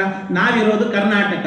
ಈ ಕರ್ನಾಟಕದಲ್ಲೂ ಮತ್ತೆ ಭಾಗಗಳಿದ್ದಾವೆ. ಉತ್ತರ ಕರ್ನಾಟಕ, ದಕ್ಷಿಣ ಕರ್ನಾಟಕ, ವಾಯವ್ಯ ಕರ್ನಾಟಕ ಎಲ್ಲ. ನಮ್ದೆಲ್ಲ ಸ್ವಲ್ಪ ವಾಯವ್ಯ ಭಾಗ. ಹಾಗಾಗಿ ಈ ವಾಯವ್ಯ ಭಾಗಕ್ಕೆ ಬರಬೇಕು. ಅದರಲ್ಲೂ ಕೂಡ ಎಲ್ಲಿದ್ದೇವೆ ಅಂದ್ರೆ ಹುಬ್ಬಳ್ಳಿ, ಧಾರವಾಡ ಮಹಾನಗರ ಪಾಲಿಕೆ. ಅದರಲ್ಲೂ ಎಲ್ಲಿದ್ದೇವೆ ಅಂದ್ರೆ ಹುಬ್ಬಳ್ಳಿಯಲ್ಲಿದ್ದೇವೆ. ಆ ಹುಬ್ಬಳ್ಳಿಯಲ್ಲೂ ಕೂಡ ಎಲ್ಲಿದ್ದೇವೆ ಅಂತ ಹೇಳಿದ್ರೆ ಗೋಕುಲ್ ರೋಡ್ ಅಲ್ಲಿ. ಆ ಗೋಕುಲ್ ರೋಡ್ ಅಲ್ಲಿ ಎಲ್ಲಿದ್ದೇವೆ ಅಂತ ಹೇಳಿದ್ರೆ ರಾಮಕೃಷ್ಣ ನಗರದಲ್ಲಿ. ಆ ನಗರದಲ್ಲಿ ಎಲ್ಲಿದ್ದೇವೆ ಅಂದ್ರೆ ಒಂದು ರಾಯರ ಮಠ ಇದೆ, ಭಕ್ತಾದಿಗಳ ರಾಯರ ಮಠ, ಅಲ್ಲಿದ್ದೇವೆ. ಆ ಮಠದಲ್ಲೂ ಕೂಡ ಏನಿದೆ, ಒಂದು ಗರ್ಭಗುಡಿ ಇದೆ. ಆ ಗರ್ಭಗುಡಿಯಲ್ಲಿ ಭಗವಂತ ಇದ್ದಾನೆ.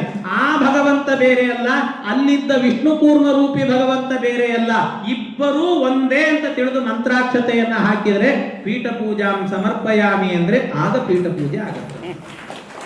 ಇದು ಪೀಠ ಪೂಜೆ ಅಂತ ಹೇಳಿದರೆ ಅಂದ್ರೆ ಅರ್ಥ ಏನು ಅಂದ್ರೆ, ನೀವು ಪೀಠ ಪೂಜೆಯನ್ನು ಮಾಡುವಾಗ ಭಗವಂತ ಎಷ್ಟು ದೊಡ್ಡವನು ನೀನು, ನನ್ನನ್ನು ಕೂಡ, ನಾನೊಂದು ಹುಲ್ಲು ಕಡ್ಡಿನೂ ಅಲ್ಲ, ನನ್ನೂ ರಕ್ಷಣೆ ಮಾಡ್ತಾ ಇದೆಯಲ್ಲ, ಎಂಥ ಕಾರುಣ್ಯ ನಿನ್ನದ್ದು ಅಂತ ಅನುಸಂಧಾನ ಎನ್ನುವಂಥದ್ದು ಅದರಲ್ಲಿ ಇರಬೇಕಂತೆ.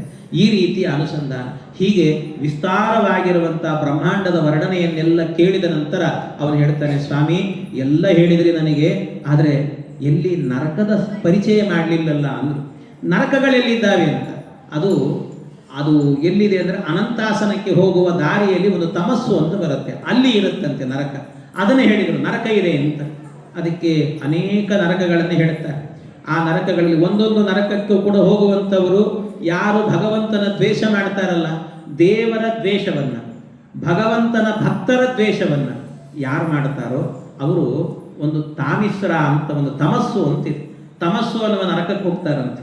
ಆ ತಮಸ್ಸು ಅನ್ನೋ ನರಕದಲ್ಲಿ ಏನಿರುತ್ತೆ ಅಂದರೆ ದೊಡ್ಡದೊಂದು, ಅಂದರೆ ಏನಿಲ್ಲ ಅಂದ್ರೂ ಕನಿಷ್ಠ ಪಕ್ಷ ಒಂದು 100 ಕಿಲೋಮೀಟರ್ ಇರುವಂಥ ಒಂದು ದೊಡ್ಡ ಪಾತ್ರೆ ಇರುತ್ತಂತೆ. ಆ ಪಾತ್ರೆ ಒಳಗೆ ಏನಿರುತ್ತೆ ಅಂದರೆ ಕೆಂಡ ಇರುತ್ತಂತೆ, ಕೆಂಡ. ಆ ಕೆಂಡ ಚಟಪಟ ಚಟಪಟ ಅಂತ ಇರುತ್ತಂತೆ. ಅದರ ಒಳಗಡೆ ಯಾರು ಭಗವಂತನ ದ್ವೇಷ, ವಿಷ್ಣುವಿನ ವೈಷ್ಣವರ ದ್ವೇಷ ಮಾಡಿರ್ತಾರೆ ಅವರನ್ನಲ್ಲಿ ಹಾಕ್ತಾರಂತೆ. ಅಲ್ಲಿ ಹಾಕಿ ಅದು ಕೆಂಡ ಚಟಪಟ ಅಂತ ಶಬ್ದ ಮಾಡ್ತಿರ್ತದೆ. ಅಲ್ಲಿ ವಾಯುದೇವರು ವಿಶೇಷವಾಗಿರ್ತಾರೆ. ವಾಯುದೇವರ ಸೇವಕರು ಕಿಂಕರರು ಇರ್ತಾರೆ, ಒಂದೊಂದು ಶೂಲ ಹಿಡಿದಿರ್ತಾರಂತೆ. ಆ ಪಾತ್ರೆ ತುದಿ ಇರುತ್ತಲ್ಲ, ಅದನ್ನು ಹತ್ತಿ ಮೇಲೆ ಬರಬೇಕು ಅಂತ ಹೋದ್ರೆ ತಿವಿತಾರಂತವರೆಲ್ಲ, ಇಲ್ಲೇ ಬೀಳು ನೀನು, ಭಗವಂತನ ದ್ವೇಷ ಮಾಡಿದೆಲ್ಲ ಇದೇ ಅನುಭವಿಸ್ಬೇಕು ನೀನು ಅಂತ ಇಂಥ ಒಂದು ನರಕವನ್ನು ಕೊಡ್ತಾರಂತೆ. ಬ್ರಾಹ್ಮಣರ ಅಪಮಾನ ಮಾಡಿದರೆ ಇದೆಲ್ಲವೂ ಕೂಡ ನರಕ. ಇದೆಲ್ಲ ವಾಯುಸ್ತುತಿಯಲ್ಲಿ ಹೇಳ್ತಾರೆ ನೋಡಿ. ಉತ್ತಪ್ತಾತ್ಯುತ್ಕಟತ್ವಿಟ್ ಪ್ರಕಟ ಕಟಕಟಧ್ವಾನ ಸಂಘಟ್ಟನೋದ್ಯತ್ಯುದ್ಯುದ್ಯೋಡ ಸ್ಫುಲಿಂಗ ಪ್ರಕರ ವಿಕಿರಣೋತ್ಪಾತಿತೆ ಬಾಧಿತಾಂಗಾನ್ ಉದ್ಗಾಢಂ ಪಾತ್ಯಮಾನಾಃ ಎಲ್ಲಿ ತಮಸಿ ತದಯಿತಃ ಕಿಂಕರೈಃ ಪಂಕಿಲೇತೆ ಪಂಕ್ತಿರ್ಗ್ರಾವಣಾಂ ಗರಿಮ್ನಾಂ ಗ್ಲಪಯತಿ ಭವದ್ವೇಷಿಣೋ ವಿದ್ವದಾದ್ಯ. ಭವದ್ವೇಷಿಣು ಯಾರು ದ್ವೇಷ ಮಾಡ್ತಾರೆ ಹರಿದ್ವೇಷವನ್ನ ಅವರಿಗೆ ಹಾಕ್ತಾರೆ. ಎಂಥದ್ದು ಉತ್ತಪ್ತ, ಅದು ಉತ್ತಪ್ತ, ತಪ್ತ ಅಂದ್ರೆ ತಪ್ತ ಮುದ್ರಾಧಾರಣೆ ಮಾಡುವಾಗ ಇಟ್ಕೊಂಡಿರ್ತಾರಲ್ಲ ಕೆಂಡ, ಹಾಗೆ ಅದು ಏನ್ ಮಾಡ್ತಿರ್ತದೆ ಕೆಂಡ ಅಂದ್ರೆ ನಿತ್ಯ ಇದ್ವಲಿ ಹಚ್ಚಿದವ್ರು ಗೊತ್ತಿರ್ತದೆ, ಕಟ ಕಟ ಕಟ ಶಬ್ದ ಮಾಡ್ತಿರ್ತದೆ. ಹಾಗೆ ಪ್ರಕಟ ಕಟ ಕಟ ಕಟ ಕಟ ಕಟ ಕಟ ಅದನ್ನೇ ಹೇಳ್ತಿರೋದಲ್ಲಿ ಅದೇ ಶಬ್ದ ಮಾಡ್ತಿರ್ತದಂತೆ ಕೆಂಡ ಎಲ್ಲವೂ ಕೂಡ. ಅದರಲ್ಲಿ ಏನಾಗ್ತಾ ಇರುತ್ತಂತೆ, ಆ ಕಡೆ ಈ ಕಡೆ ಅವರೆಲ್ಲ ಓಡಾಡ್ತಿರ್ತಾರಂತೆ. ತಮಸಿ ತತ ಇತಃ ಕಿಂಕರೈಹಿ, ಯಾರು ಕಿಂಕರರು? ವಾಯುದೇವರ ಕಿಂಕರರು. ಶೂಲ ಹಿಡಿದು ತಿವಿತಾರಂತವರನ್ನ, ಯಾರನ್ನ? ಭವದ್ವೇಷಿಣೋ ವಿದ್ವದಾದ್ಯ, ದ್ವೇಷವನ್ನ ಮಾಡೋರು, ಹರಿದ್ವೇಷವನ್ನ ಮಾಡೋರ್ನ. ಆದ್ರಿಂದ ಯಾವತ್ತೂ ಕೂಡ ಹರಿದ್ವೇಷವನ್ನ, ಹರಿಭಕ್ತರ ದ್ವೇಷವನ್ನ ಮಾಡಬೇಡಿ ಅಂತ ಹೇಳ್ತಾರೆ. ದ್ವೇಷ ಮಾಡಬಾರದು ಅಂತ. ಇದೆಲ್ಲ ನರಕಗಳಿದೆ. ಒಂದು ನರಕ ನಿಮಗೆ ಪರಿಚಯ ಮಾಡಿದ್ದು, ಇನ್ನೊಂದು ನರಕ ಇದೆ. ಮೊದಲನೇ ದಿವಸ ಹೇಳಿದ್ದೆ, ಏನು ಅಂದ್ರೆ ಕ್ರಿಮಿ ಭೋಜನ ಅಂತ ಒಂದು ನರಕ ಅಂತೆ. ಅದೇನು ಅಂದ್ರೆ ಒಳ್ಳೆ ಪದಾರ್ಥವನ್ನ ನಾವು ಮಾತ್ರ ತಿಂದ್ರೆ, ಸಿಹಿ ಸಿಹಿ ಪದಾರ್ಥ ಇರುತ್ತೆ, ಸಿಹಿ ಪದಾರ್ಥವನ್ನ ಒಬ್ಬರೇ ತಿನ್ನಬಾರ್ದಂತೆ, ಹಂಚಿ ತಿನ್ನಬೇಕಂತೆ. ಯಾರಾದ್ರೂ ಬರ್ತಾ ಇದ್ದಾರೆ ಅಂತ ಗೊತ್ತಾದ್ರೆ ಒಳಗಿಟ್ಕೊಂಡು ತಿಂತಿರ್ತೀವಿ ನೋಡಿ, ಒಳಗೆ ಬಚ್ಚಿಟ್ಕೊಂಡು ತಿಂತಿರ್ತಾರೆ. ಹಂಗೆ ಮಾಡಬಾರ್ದಂತೆ, 10 ಜನಕ್ಕೆ ಹಂಚಬೇಕು. ಹಾಗೇನಾದ್ರೂ ಮಾಡದೇ ಇದ್ರೆ ಅವ್ರಿಗೆ ಕ್ರಿಮಿ ಭೋಜನ ನರಕ. ಅಲ್ಲೇನ್ ಮಾಡ್ತಾರೆ, ನಿತ್ಯ ಊಟಕ್ಕೆ ಹಾಕ್ತಾರಂತೆ, ಬಾಳೆ ಎಲೆ ಹಾಕಿ ಚೆನ್ನಾಗಿ ತೊಳೆದು ಊಟಕ್ಕೆ ಹಾಕ್ತಾರೆ. ಏನು? ಕ್ರಿಮಿಯೇ ಊಟ, ಅದನ್ನು ತಿನ್ನು ಅಂತ ಹೇಳ್ತಾರಂತೆ. ಅದರಿಂದಾಗಿ ಇದೆಲ್ಲ ನರಕಗಳು ಅಂತ ಹೇಳಿದರು. ಆಗ ಪರೀಕ್ಷಿನ್ ಮಹಾರಾಜ ಸ್ವಾಮಿ ತಲೆ ಕೆಳಗೆ ಹಾಕಿದ. ಯಾಕೆ? ನೀನು ಸತ್ತ ಹಾವನ್ನು ಹಾಕಿದ್ದಿ, ನಿನಗೆ ಯಾವ ನರಕ ಆಗ್ತದೆ ಅಂತ ಭಯ ಆಗ್ತಿದೆಯಾ ಅಂತ ಕೇಳಿದರು. ಅದಕ್ಕೆ ಹೌದು ಅಂತ. ಏನು ಹೆದರಬೇಡ, ಎಲ್ಲ ರೋಗ ಬಂದವರೆಲ್ಲ ಸಾಯಲೇಬೇಕು ಅಂತ ನಿಯಮ ಇಲ್ಲ, ಔಷಧಿ ಅಂತ ಇರ್ತದಂತೆ. ಹಾಗೆ ಪಾಪ ಮಾಡಿದವರೆಲ್ಲರೂ ಕೂಡ ಸಾಯಲೇಬೇಕು ಅಂತ ನಿಯಮ ಇಲ್ಲ, ಅವರೆಲ್ಲರೂ ಕೂಡ ನರಕಕ್ಕೆ ಹೋಗಬೇಕು ಅಂತ ನಿಯಮ ಇಲ್ಲ. ಅದಕ್ಕೊಂದು ಪ್ರಾಯಶ್ಚಿತ್ತ ಇರುತ್ತೆ. ಭಾಗವತ ಕೇಳ್ತಾ ಇದ್ದೀವಿ. ನಿಜವಾದ ಪ್ರಾಯಶ್ಚಿತ್ತ ಯಾವುದು ಅಂದ್ರೆ ಹರಿನಾಮ ಸ್ಮರಣೆ ಎನ್ನುವಂತಹದ್ದು ಪ್ರಾಯಶ್ಚಿತ್ತ. ಅದಕ್ಕೆ ನಿದರ್ಶನ ಯಾರು ಅಂದ್ರೆ ಅಜಾಮಿಳ. ಅಜಾಮಿಳ ಅವನೇನ್ ಮಾಡಿದ ಅಂದ್ರೆ, ಅಜಾಮಿಳ ತನ್ನ ಜೀವನದಲ್ಲಿ ದೊಡ್ಡ ಜ್ಞಾನಿ, ಆದರೆ ಯಾರೋ ಒಬ್ಬ ವೇಶ್ಯೆ ಜೊತೆಗೆ ಸೇರಿಕೊಂಡು ಏನೇನೋ ಅನರ್ಥ ಮಾಡಿಕೊಂಡ ಜೀವನ. ಕೊನೆಗೆ ಸಾಯೋ ಕಾಲದಲ್ಲಿ ಅವನಿಗೇನಾಯಿತು, ಮಗನ ಹೆಸರನ್ನು ಕರೀಬೇಕು, ನಾರಾಯಣ ಅಂತ ಕರೀಲಿಕ್ಕೆ ಹೋದರೆ ಇದು ದೇವರ ನಾಮ ಅಂತ ಅನುಸಂಧಾನ ಬಂತಂತೆ. ದೇವರ ನಾಮ ಇದು ಅಂತ ಅನುಸಂಧಾನ ಬಂದದ್ದೇ ತಡ. ವಿಷ್ಣು ದೂತರು ಬಂದು ತಡೆದ್ರಂತೆ ಯಮದೂತರು ಹೇಳಿದ್ರು, ಗಲಾಟೆ ಮಾಡಿದ್ರು, ಬಿಡ್ಲಿಲ್ಲ. ಕಡೆಗೆ ಯಮದೇವರ ಹತ್ರ ಹೋಗಿ ಹೇಳಿದ್ರಂತೆ, ಸ್ವಾಮಿ ನಮಗೆ ಕೆಲಸ ಮಾಡಲಿಕ್ಕೆ ಬಿಡ್ತಾ ಇಲ್ಲ ವಿಷ್ಣು ದೂತರು ಅಂದರೆ, ಅಂಥವ್ರ ಬಳಿಗೆ ಹೋಗಬೇಡ್ರಿ ಅಂತ. ಯಾಕೆ? ಮತ್ತೆ ಎಲ್ಲಿ ಹೋಗಬೇಕು? ಜಿಹ್ವಾನವಕ್ತಿ ಭಗವದ್ ಗುಣನಾಮಧೇಯಂ ಚೇತಶ್ಚ ನ ಸ್ಮರತಿ ತಚ್ಚರಣಾರವಿಂದಂ. ಯಾರ ನಾಲಿಗೆ ಎನ್ನುವಂತಹದ್ದು ಕೃಷ್ಣನ ನಾಮಸ್ಮರಣೆ ಮಾಡಲ್ಲ, ಅವರನ್ನು ನರಕಕ್ಕೆ ಕರ್ಕೊಂಡ್ಬನ್ನಿ. ಯಾರ ತಲೆ ಬಾಗಿ ಕೃಷ್ಣನಿಗೆ ನಮಸ್ಕಾರ ಮಾಡಲ್ಲ, ಅವನನ್ನು ಎಳ್ಕೊಂಡು ಬನ್ನಿ.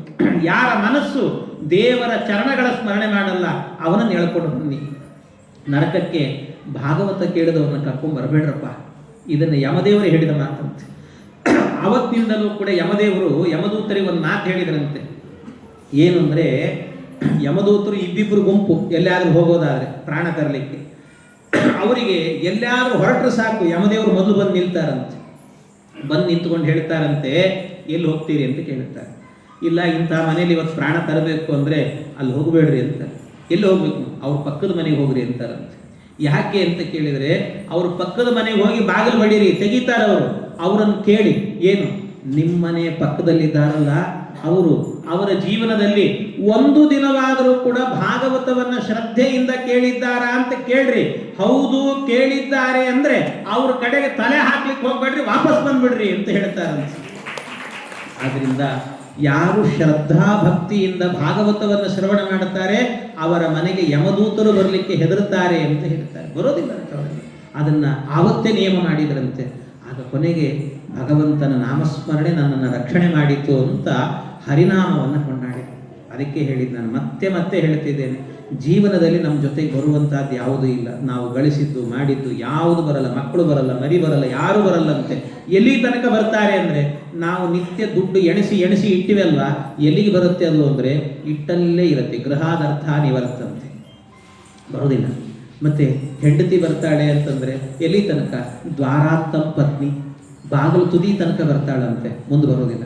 ಮುಂದೆ ಹೋಗ್ಬೇಕಾರಲ್ಲ ಬಂಧುಗಳು ಬಾಂಧವರು ಬರ್ತಾರಲ್ಲ ಅಂದರೆ ಸ್ಮಶಾನಾಂತಂ ಹಿ ಬಾಂಧವಾಹ, ಸ್ಮಶಾನದ ತನಕ ಬರ್ತಾರಪ್ಪ. ಅಲ್ಲಿಂದ ಮುಂದಿನ ಲೋಕಕ್ಕೆ ಹೋಗ್ಬೇಕಲ್ಲ, ಯಾರು ಬರ್ತಾರೆ ನಿಮ್ಮ ಜೊತೆಗೆ? ಯಾರೂ ಬರೋದಿಲ್ಲ ಜೊತೆಗೆ. ಅದರಿಂದ ನಿಮ್ಮ ದೇಹ ಬಿತ್ತು ಅಂದರೆ, ಈ ದೇಹದಲ್ಲಿ ಉಸಿರಿರೋ ತನಕ ಅಷ್ಟೇ. ಬಿದ್ದೋಯ್ತು ಅಂದರೆ ಯಾರೋ ಬರಬೇಕು ಊರಿಂದ, ಸ್ವಲ್ಪ ಹೊತ್ತು ವೆಯ್ಟ್ ಮಾಡ್ರಿ. ಬರೋದು ಲೇಟ್ ಆಯಿತು ಅಂದರೆ ಇನ್ನೂ ಎಲ್ಲಿದ್ದೀರಿ, ಬೇಗ ಬನ್ನಿ, ಬೇಗ ಮುಗಿಸ್ಬೇಕು. ಎಂಥ ವಿಚಿತ್ರ ರೀ. ಯಾಕೆಂದರೆ ಅಕಸ್ಮಾತ್ ಕಾರ್ಪೊರೇಷನ್ನವರೇನಾದರೂ ಕೂಡ ಗಲಾಟೆ ಮಾಡಿ ಸ್ಟ್ರೈಕ್ ಮಾಡಿದರೆ, ಕೊಳತ ಕಸ ಇದ್ರೆ ಮನೆಯಲ್ಲಿ ಇಟ್ಕೊಳ್ತೀವಿ 4 ದಿವಸ, ಈ ದೇಹವನ್ನು ಇಟ್ಕೊಳ್ಳೋದಿಲ್ಲ. ಬೇಗ ಕಳಿಸ್ರಿ ಅಂತ ಹೇಳ್ತಾರೆ. ಕಳಿಸಿಬಿಡ್ಬೇಕಷ್ಟೇ. ಇದನ್ನು ಯಾರು ಇಟ್ಟುಕೊಳ್ಳೋದಿಲ್ಲ. ಜೊತೆಗೆ ಯಾರು ಬರ್ತಾರೆ? ಸುತ್ತಲೂ ಒಂದಷ್ಟು ಜನ ಕಣ್ಣೀರು ಹಾಕ್ತಾರೆ, ಬೇಗ ಮುಗಿಸ್ರಿ ಅಂತ ಹೇಳ್ತಾರೆ. ಸುತ್ತಲೇ ಕುಳ್ಳಿರ್ದ ಮಿತ್ರ ಬಾಂಧವರೆಲ್ಲ ಹೊತ್ತಾಯಿತು ಹೊರಗೆ ಹಾಕೆನು ಬಾರೋ, ಹಿತ್ತಾಲ ಕಸಕ್ಕಿಂತ ಅತ್ತತ್ತ ಈ ದೇಹ ಹೊತ್ತು ಕೊಂಡೊಯ್ದು ಅಗ್ನಿಯೋಳು ಬಿಸುಟುವರೋ. ಯಾರಪ್ಪ ಬರ್ತಾರೆ? ಯಾರು ಬರೋದಿಲ್ಲ. ಬರೋದು ಯಾವುದು ಅಂದರೆ ಒಂದೇ ಒಂದು, ಯಾವುದು? ನಾರಾಯಣನ ನಾಮ ನೆರೆ ಬಾಹೋದಲ್ಲದೆ ಯಾರೂ ಸಂಗಡ ಬಾಹೋದಿಲ್ಲ, ಯಾರೂ ಬರೋದಿಲ್ಲ. ಇದು ಒಂದೇ ಬರೋದು. ಆದ್ದರಿಂದ ನಿಮ್ಮ ಜೀವನವನ್ನು ಸಾರ್ಥಕ ಮಾಡಿಕೊಡ್ಬೇಕು ಅಂದರೆ ಹರಿನಾಮ ಚಿಂತನೆ ಬಿಡಬೇಡಿ. ಇದು ಅಜಾಮಿಳನ ಉಪಾಖ್ಯಾನದಿಂದ ತಿಳಿಬೇಕಾಗಿರುವಂತಹದ್ದು ಅಂತ ಹೇಳಿದರು. ಇದನ್ನು ಕೇಳಿದ ಮೇಲೆ ಆ ಹರಿನಾಮಕ್ಕಿರುವ ಮಹತ್ವವನ್ನು ಹೇಳ್ತಾ ಇಂದ್ರದೇವರಿಗೂ ಹರಿನಾಮ ರಕ್ಷಣೆ ಮಾಡಿದೆ ಅಂದರು. ಯಾಕೆ ಅಂದರೆ, ಈ ಇಂದ್ರದೇವರೊಮ್ಮೆ ಬೃಹಸ್ಪತ್ಯಾಚಾರಿಗೆ ಅವಮಾನ ಮಾಡಿದ್ರಂತೆ. ಆ ಅವಮಾನಕ್ಕೆ ಸರಿಯಾಗಿ ಏನಾಯಿತು ಅಂದರೆ, ಇಂದ್ರದೇವರಿಗೆ ಬೃಹಸ್ಪತ್ಯಾಚಾರ ಹೊರಟೋದ್ರು. ಅವ್ರು ಹೋದ ನಂತರ ಈ ದೇವತೆಗಳಿಗೆ ಶಕ್ತಿ ಕಡಿಮೆ ಆಯಿತು, ಆಹುತಿ ಇರಲಿಲ್ಲ ಅಂತ. ಆಗ ವಿಶ್ವರೂಪಾಚಾರನ ಕರ್ಕೊಂಡ್ಬಂದು ಹೋಮ ಮಾಡಿಸಿದ್ರಂತೆ. ಅವರಿಗೆ ನಾರಾಯಣವರ್ಮ ಮಂತ್ರದ ಸಿದ್ಧಿ ಇತ್ತು. ಆದರೆ ವಿಶ್ವರೂಪಾಚಾರ ದೈತ್ಯರಿಗೆ ಆಹುತಿ ಕೊಡ್ತಿದ್ದಾರೆ ಅಂತ ಗೊತ್ತಾಗಿ ಅವ್ರನ್ನ ತಲೆ ಕಡ್ದು ಕೊಂದುಬಿಟ್ರು ಇಂದ್ರದೇವರು. ಕೊನೆಗೇನು ಮಾಡಬೇಕು? ಅವರಿಗೆ ಸಿಟ್ಟು ಬಂತು ತ್ವಷ್ಟೃ ಪ್ರಜಾಪತಿಗಳಿಗೆ. ಅವರ ತಂದೆ, ನನ್ನ ಮಗನನ್ನು ಕೊಂದದ್ರಿಂದಾಗಿ ಇಂದ್ರನನ್ನು ಕೊಲ್ಲುವ ಮಗ ಹುಟ್ಲಿ ಅಂತ ಹೋಮ ಮಾಡಿದರು. ಅದು ಸ್ವಲ್ಪ ಹೋಮ ಮಾಡುವಾಗ ಮಂತ್ರವನ್ನು ಹೇಳುವಾಗ ಸ್ವರ ವ್ಯತ್ಯಾಸ ಆಯಿತು, ಅರ್ಥ ಬದಲಾಗ್ಬಿಡ್ತು. ಏನು ಅಂದ್ರೆ ಇಂದ್ರನನ್ನ ಕೊಲ್ಲುವ ಮಗ ಅನ್ನೋದು ಹೋಗಿ ಇಂದ್ರನಿಂದ ಕೊಲ್ಲಲ್ಪಡುವ ಮಗ ಹುಟ್ಲಿ ಅಂತ ಅಂದ್ಬಿಡುತ್ತೆ. ಅದಕ್ಕೊಬ್ಬ ವೃತ್ರಾಸುರ ಅಂತ ಹುಟ್ಟಿದ. ಆ ವೃತ್ರಾಸುರ ಬಂದ. ಆಗ ಇವನನ್ನು ಕೊಲ್ಲಬೇಕು ಅಂದ್ರೆ ಕೇವಲ ಒಂದರಿಂದ ಮಾತ್ರ ಸಾಧ್ಯ. ಯಾವುದು ಅಂತ ಹೇಳಿದರೆ, ಯಾರಿಗೆ ನಾರಾಯಣ ವರ್ಮದ ಸಿದ್ಧಿ ಇರುತ್ತಲ್ಲ ಅಂಥ ವ್ಯಕ್ತಿಯ ಮೂಳೆಯನ್ನು ತಗೊಂಡು ಇವನನ್ನು ಕೊಲ್ಲಬೇಕು. ನಾರಾಯಣ ವರ್ಮ ಮಂತ್ರದ ಸಿದ್ಧಿ ಇದ್ದದ್ದು ಯಾರಿಗೆ ಅಂದರೆ ದದೀಚಿ ಮಹರ್ಷಿಗಳಿಗೆ. ದದೀಚಿ ಮಹರ್ಷಿಗಳು ಮೈಯಲ್ಲೆಲ್ಲ ನಾರಾಯಣ ವರ್ಮದ ಸಿದ್ಧಿ ಅವರಿಗೆ. ಆ ನಾರಾಯಣ ವರ್ಮವೇ ಒಂದು ಅದ್ಭುತ. ಹರಿರ್ವಿದದ್ಯಾನ್ ಮಮ ಸರ್ವ ರಕ್ಷಾಂ ನ್ಯಸ್ತಾಂಗ್ರಿ ಪದ್ಮ ಪತಗೇಂದ್ರ ಪೃಷ್ಠೆ ದರಾರಿ ಚರ್ಮಾಸಿ ಗದೇಶು ಚಾಪ ಪಾಶಾಂದದಾನೋಷ್ಟ ಗುಣೋಷ್ಟ ಬಾಹು ಜಲೇಶು ಮಾಂ ರಕ್ಷತು ಮತ್ಸ್ಯ ಮೂರ್ತಿ ಯಾದೋ ಗಣೇಭ್ಯೋ ವರುಣಸ್ಯ ಪಾಶಾತ್ ಸ್ಥಳೇ ಚ ಮಾಯಾವಟು ವಾಮನೋವ್ಯಾತ್ ತ್ರಿವಿಕ್ರಮಖ್ಯೇವತು ವಿಶ್ವರೂಪಃ ದುರ್ಗೇಶ್ವಟವ್ಯಾಜಿಮಖಾದಿಷು ಪ್ರಭುಃ ಪಾಯಾನ್ ನೃಸಿಂಹೋ ಸುರಯೂತ ಪಾರಿಃ ವಿಮುಂಚತೋ ಯಸ್ಯ ಮಹಾಟ್ಟಹಾಸಂ ದಿಶೋ ವಿನೇದುರ್ನ್ಯಪತಂಶ್ಚ ಗರ್ಭಾಃ ರಕ್ಷತ್ವಸೌ ಮಾಧ್ವನಿ ಯಜ್ಞಕಲ್ಪಃ ಸ್ವದಂಶ್ರಯೋನ್ನೀತದರೋವರಾಃ ರಾಮೋದ್ರಿಕೂಟೇಶ್ವತ ವಿಪ್ರವಾಸೆ ಲಕ್ಷ್ಮಣೋ ವ್ಯಾದ್ಭರತಾಗ್ರಜೋ ಮಾಮುಗ್ರದನ್ವಾ ಅಖಿಲ ಪ್ರಮಾದಾತ್ ನಾರಾಯಣ ಪಾತು ನರಶ್ಚ ಹಾಸಾತ್. ಹೀಗೆ ಈ ಮಂತ್ರ ಎನ್ನುವಂಥದ್ದು ಬರುತ್ತೆ. ಯಾಕೆಂದರೆ ಒಂದೆರಡು ಮಂತ್ರಗಳನ್ನು ಜಾಸ್ತಿ ಹೇಳಿದೆ ನಾನು ನಾರಾಯಣ ವರ್ಮ.